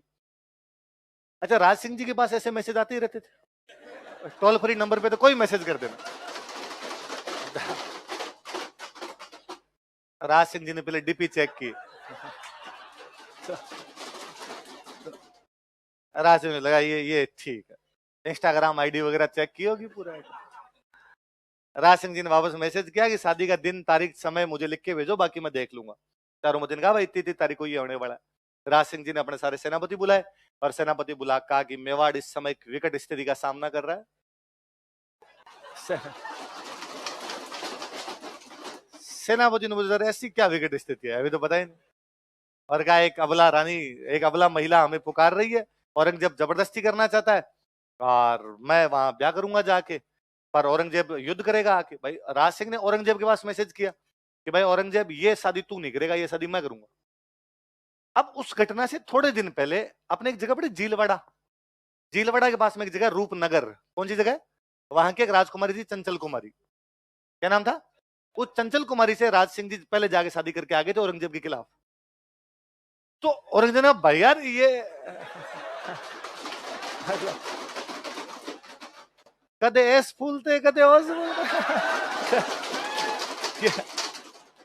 ये नहीं चलेगा, ये कोई तरीका थोड़ी होता है, या यहाँ ब्याह मैं करूंगा। तो राज सिंह जी ने कहा यहाँ तो मैं करूंगा। तो कहा फिर लड़ाई होगी, ठीक है लड़ाई कर लेंगे। तो औरंगजेब ने कहा मैं सेना लेके आऊंगा, जो जीतेगा वो ब्याह करेगा। राज सिंह जी ने कहा देख ले। तो राज सिंह जी ने अपने सेनापतियों को कहा कि औरंगजेब सेना लेके आ रहा है, मैं ये चाहता हूं कि औरंगजेब की सेना को तब तक रोक के रखा जाए जब तक मेरे फेरे ना हो जाए, फेरे होने के बाद मैं खुद आ जाऊंगा, औरंगजेब की सेना से लड़ाई कर लूंगा। बताओ तुम्हारा क्या कहना है इस पे। सेनापतियों ने कहा कि ठीक है साहब, मेवाड़ इतने सालों से मुगलों से लड़ता है और लड़ेंगे, क्या बात है, नारी की रक्षा करना क्षत्रिय का सबसे बड़ा धर्म है, और यदि नारी ने पुकारा तो उसके लिए मर भी जाएंगे तो कोई बड़ी बात नहीं है। आप तो आराम से निश्चित होकर रूपनगढ़ ब्याह के लिए पधारे, हम औरंगजेब की सेना को अजमेर से इंच नहीं बढ़ने देंगे, अजमेर में रोक लेंगे, वहां से आगे नहीं आने देंगे। और राज सिंह जी ने कहा फिर मैं आ जाऊंगा, फेरों के बाद मैं आ जाऊंगा, यदि तुमसे ना रुका तो मैं तो आ ही रहा हूं वहां पर। अब कहा ठीक है भाई, युद्ध की तैयारियां शुरू हुई, कहा सलुम्बर समाचार भिजवाया जाए कि मेवाड़ के हरावल में कौन जाएंगे। चलो, उन दिनों सलुम्बर के सामंत थे रतन सिंह चुंडावत, क्या नाम था, रतन सिंह चुंडावत नाम के सलूम, ये खानवा वाले नहीं है, खानवा वाले रतन सिंह अलग थे, ये रतन सिंह अलग है, फर्स्ट सेकंड मान सकते हो आप। तो रतन सिंह चुंडावत कहां के सामंत है, सलूम। और मेवाड़ की हरावल जब भी जाएगी तो उसमें पहले कौन जाएंगे, सलुम्बर वालों के पास मैसेज किया गया कि रतन सिंह जी, जो राज सिंह जी ब्याह करने के लिए कहां जा रहे हैं, रूपनगढ़ चारुमती से, और आपको युद्ध लड़ने के लिए कहां जाना है, अजमेर, किसके खिलाफ, औरंगजेब। अच्छा, रतन सिंह चुंडावत के पास जब ये मैसेज गया उसी दिन खुद की उनकी शादी हुई थी। ऐसे मैसेज आज तक दो ही लोगों के पास है, या तो बॉर्डर मूवी में सुनील शेट्टी के पास अच्छा, या सलुम्बर वाले रतन सिंह जी के पास। रतन सिंह जी ने कहा ये क्या तरीका है, मतलब राज सिंह जी खुद के ब्याह के चक्कर में लोगों के ब्याह बर्बाद करेंगे, मेरा भी तो ब्याह हुआ है आज ही, मैं कैसे जाऊं युद्ध करने के लिए, पर मैं नहीं जा रहा। ये बात उनकी रानी को पता चलती, बूंदी की एक हाड़ी रानी थी, इसका नाम था सहल कंवर, क्या नाम था, सहल कंवर नाम की, थोड़ी राजकुमारी है। उसको पता चला इस बात का कि भाई उसके पति युद्ध करने से मना कर रहे हैं, और उसने कहा कि आप मना कैसे कर सकते हैं, जब मेवाड़ के धनी ने पुकारा है, मेवाड़ के राणा जी ने कहा कि युद्ध करने के लिए जाना, जाना उसमें। तो उसने कहा कि भाई बात ये नहीं है, मैं आज दिन तक मेवाड़ के किसी भी युद्ध में पीछे नहीं रहा, मेरा रिकॉर्ड उठा के देखो, मैंने खूब युद्ध लड़े। राणा जी ने जहां कहां वहां लड़ने के लिए गया, आज नहीं लड़ रहे, राणा जी जब राणा जी बने थे उस दिन से लड़ने लगे। पर आज तो राणा जी को सोचना चाहिए था, मेरी शादी भी है, इस मामले में किसी दूसरे को भेजा जा सकता था, मुझे क्यों भेजा जाए। उस रानी ने पुनः समझाया कि कर्तव्य प्रेम से बढ़ के होते हैं, कर्तव्य पालन के लिए इन सब के त्याग किए जाते हैं। कभी तुम्हारे पूर्वज थे चुंडा, उन्होंने अपनी बात के लिए राज छोड़ दिया था और अपने सौतेले भाई मोकल को राजा बना दिया था। यहाँ तो युद्ध करने की बात है, और चुंडा जी ने राज स्वीकार नहीं किया, इसलिए कहा गया कि चुंडा जी के जो वंशज होंगे वो हमेशा मेवाड़ की सेना क्या होंगे, और यदि आप युद्ध करने के लिए नहीं जाएंगे आपसे हरावल छीन ली जाएगी। आने वाली पीढ़ियां इस बात पर थू थू करेगी कि हमारा एक बडका था जो युद्ध करने से डर गया था, इसलिए हमसे हरावल का अधिकार छीन लिया गया। आप चुंडा के वंशज हो, ऐसे मना कैसे कर सकते हो, आपको लड़ने के लिए जाना चाहिए। उन जब ज्यादा समझाया तो रतन सिंह जी ने कहा ठीक है युद्ध करेंगे। अगले दिन रतन सिंह जी सेना लेके रवाना होते हैं। अब यंग लड़का एकदम सेना लेके रवाना हुआ, जैसे ही उस महल के पास आए वापस उसके दिमाग में रानी आई। उसने ऊपर देखा तो रानी भी झरोकों में से खड़ी होकर नीचे देख रही थी। पास के किसी एक सैनिक को उसने कहा कि जाओ और जाके रानी को कहो कि मेरे लिए कोई निशानी भेज दे, तो अंगूठी वंगूठी कुछ भेज दे, ताकि उसको देख के टाइम पास करेंगे युद्ध के मैदान। वो गया ऊपर और उसने जाकर भाई नीचे जो रतन सिंह जी खड़े हैं, रतन सिंह जी आपकी कोई निशानी मंगा रहे हैं युद्ध में ले जाने के लिए साथ में। वो लड़की पुनः सोचती है कि मेरा पति युद्ध में जाने से इसलिए मना कर रहा है कि मैं सुंदर हूं, मेरी ये देह, मेरा ये शरीर, मेरा ये रूप, इसकी वजह से एक योद्धा युद्ध में जाने से मना करता है। उसे लगता है कि फिर इस रूप का, इस सौंदर्य का क्या मतलब है यदि वो देश की रक्षा में आड़े आए। इस रूप का, इस सौंदर्य का क्या मतलब है कि उसका पति युद्ध करने में ना जाए। यदि आज मेरा पति युद्ध करने ना गया या युद्ध से बीच कर वापस भाग के आ गया, आने वाली पीढ़ियां इस बात के लिए मेरे पे थू थू करेगी कि एक राजकुमारी सुंदर थी इसलिए चुंडावतों से हारावल का अधिकार छीन लिया गया। उसे पुनः याद आता है कि मैं बूंदी की हाड़ी हूं, मेरी बुआ की शादी जोधपुर के एक राजा के साथ हुई थी और जोधपुर के राजा युद्ध में हार कर वापस आ गए थे। मेरी बुआ ने किले के दरवाजे बंद कर दिए थे, कैसे हारे हुए पति से अच्छा पति हो ही ना। पर अब मैं हूं कि मेरा पति युद्ध करने नहीं जा पा रहा है। उसे लगा कि यदि मेरे जिंदा रहने की वजह से मेरा पति युद्ध नहीं करना तो मेरा मर जाना बेहतर है, ताकि ये तो युद्ध करे। उसने सिर काट के दे दिया था। चुंडावत मांगी सेनानी, सर काट दे दियो सतरा। वो राज सिंह के, वो रतन सिंह के पास में जब वो सिर लेके गया नौकर, उसने कहा अब ये दिए निशानी। तो रतन सिंह के होश फाख्ता हो गए, उसे लगा यार मैंने काम तो गलत ही कर दिया। पर कहते रतन सिंह वो जो उस लड़की के बाल थे उनको यहाँ बांध लेता, उस मुंडी को, वो जो गर्दन थी उसको। अजमेर वाले युद्ध में इतना भयंकर भयंकर लड़ता है रतन सिंह कि औरंगजेब की सेना को अजमेर से इंच नहीं बढ़ने देता, यहीं से काट काट के वापस भगाया गया था। उस युद्ध में रतन सिंह कहते लड़ते हुए मार जाते हैं। राज सिंह जी आराम से चारुमती से शादी करके पधारे। राज सिंह जी राजसमंद की पाल पर बैठ के चारुमती को एक कहानी सुनाते हैं कि अपने युद्ध से पहले क्या क्या घटना हुई थी। और राज सिंह जी कहते हैं कि ओ रतन सिंह जी अपने गले के अंदर वो मुंडी डाल के लड़े और उस युद्ध में लड़ते हुए वीर गति को प्राप्त हुई। तो जैसे युद्ध वो बात समाप्त करते हैं, चारुमती पूछती है कि फिर क्या हुआ। राज सिंह जी लंबी सांस लेके कहते हैं कि वो दोनों मर गए थे इसलिए हम दोनों बैठे हैं। उस दिन वो दोनों नहीं मरते तो आज हम दोनों साथ में। इसलिए राजस्थान वीरांगनाओं की धरती है। क्या कोई इमेजिन भी कर सकता है कि एक लड़की इसलिए अपना सर काट के दे दे कि ताकि युद्ध ना रुके या उसका पति युद्ध में जाने से कतराए नहीं। इसलिए आज भी हम याद करते हैं कि सतरी सेनानी चाही समर सलुम्बर धीस, चुड़ामण मेली सियान ईंधन मेल्यो शीस। भगवान राम ने जब सीता जी से निशानी मंगवाई थी, उन्होंने बालों की चूड़ामणि निकाल के दी थी, मतलब सीता जी भी चूड़ामणि दे के गई, इस रानी ने तो सिर काट के दे दिया था। इसलिए अपने राजस्थान में जब महिला पुलिस की बटालियन बनाएगी उसका नाम रखा गया हाड़ी रानी बटालियन। क्या नाम रखा गया यार, उस राजकुमारी को तो याद किया जाना चाहिए। हेडिंग डालो आप इसमें, एक सहल कंवर।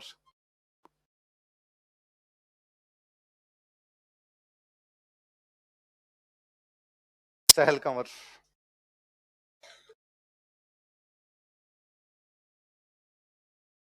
लिखो। यह है सलुम्बर के सामंत रतन सिंह चुंडावत की हाड़ी रानी थी।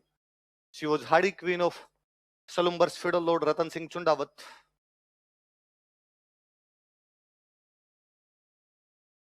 यह है सलुम्बर के सामंत रतन सिंह चुंडावत की हाड़ी रानी थी। She was Hadi queen of Salumbar's federal lord Ratan Singh Chundawat. Salumbar के सामंत रतन सिंह चुंडावत की हाड़ी रानी थी। She was Hadi queen of Salumbar's federal lord Ratan Singh Chundawat. अपने पति की निशानी मांगने पर इसने अपना सर काट कर दे दिया था। She gave her own head.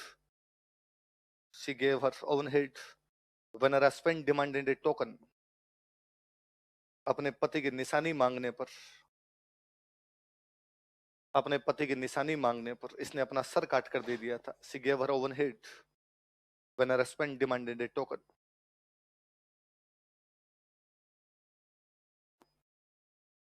अपने राजस्थानी भाषा के एक राइटर वे जिनका नाम है मेघराज मुकुल. क्या नाम है?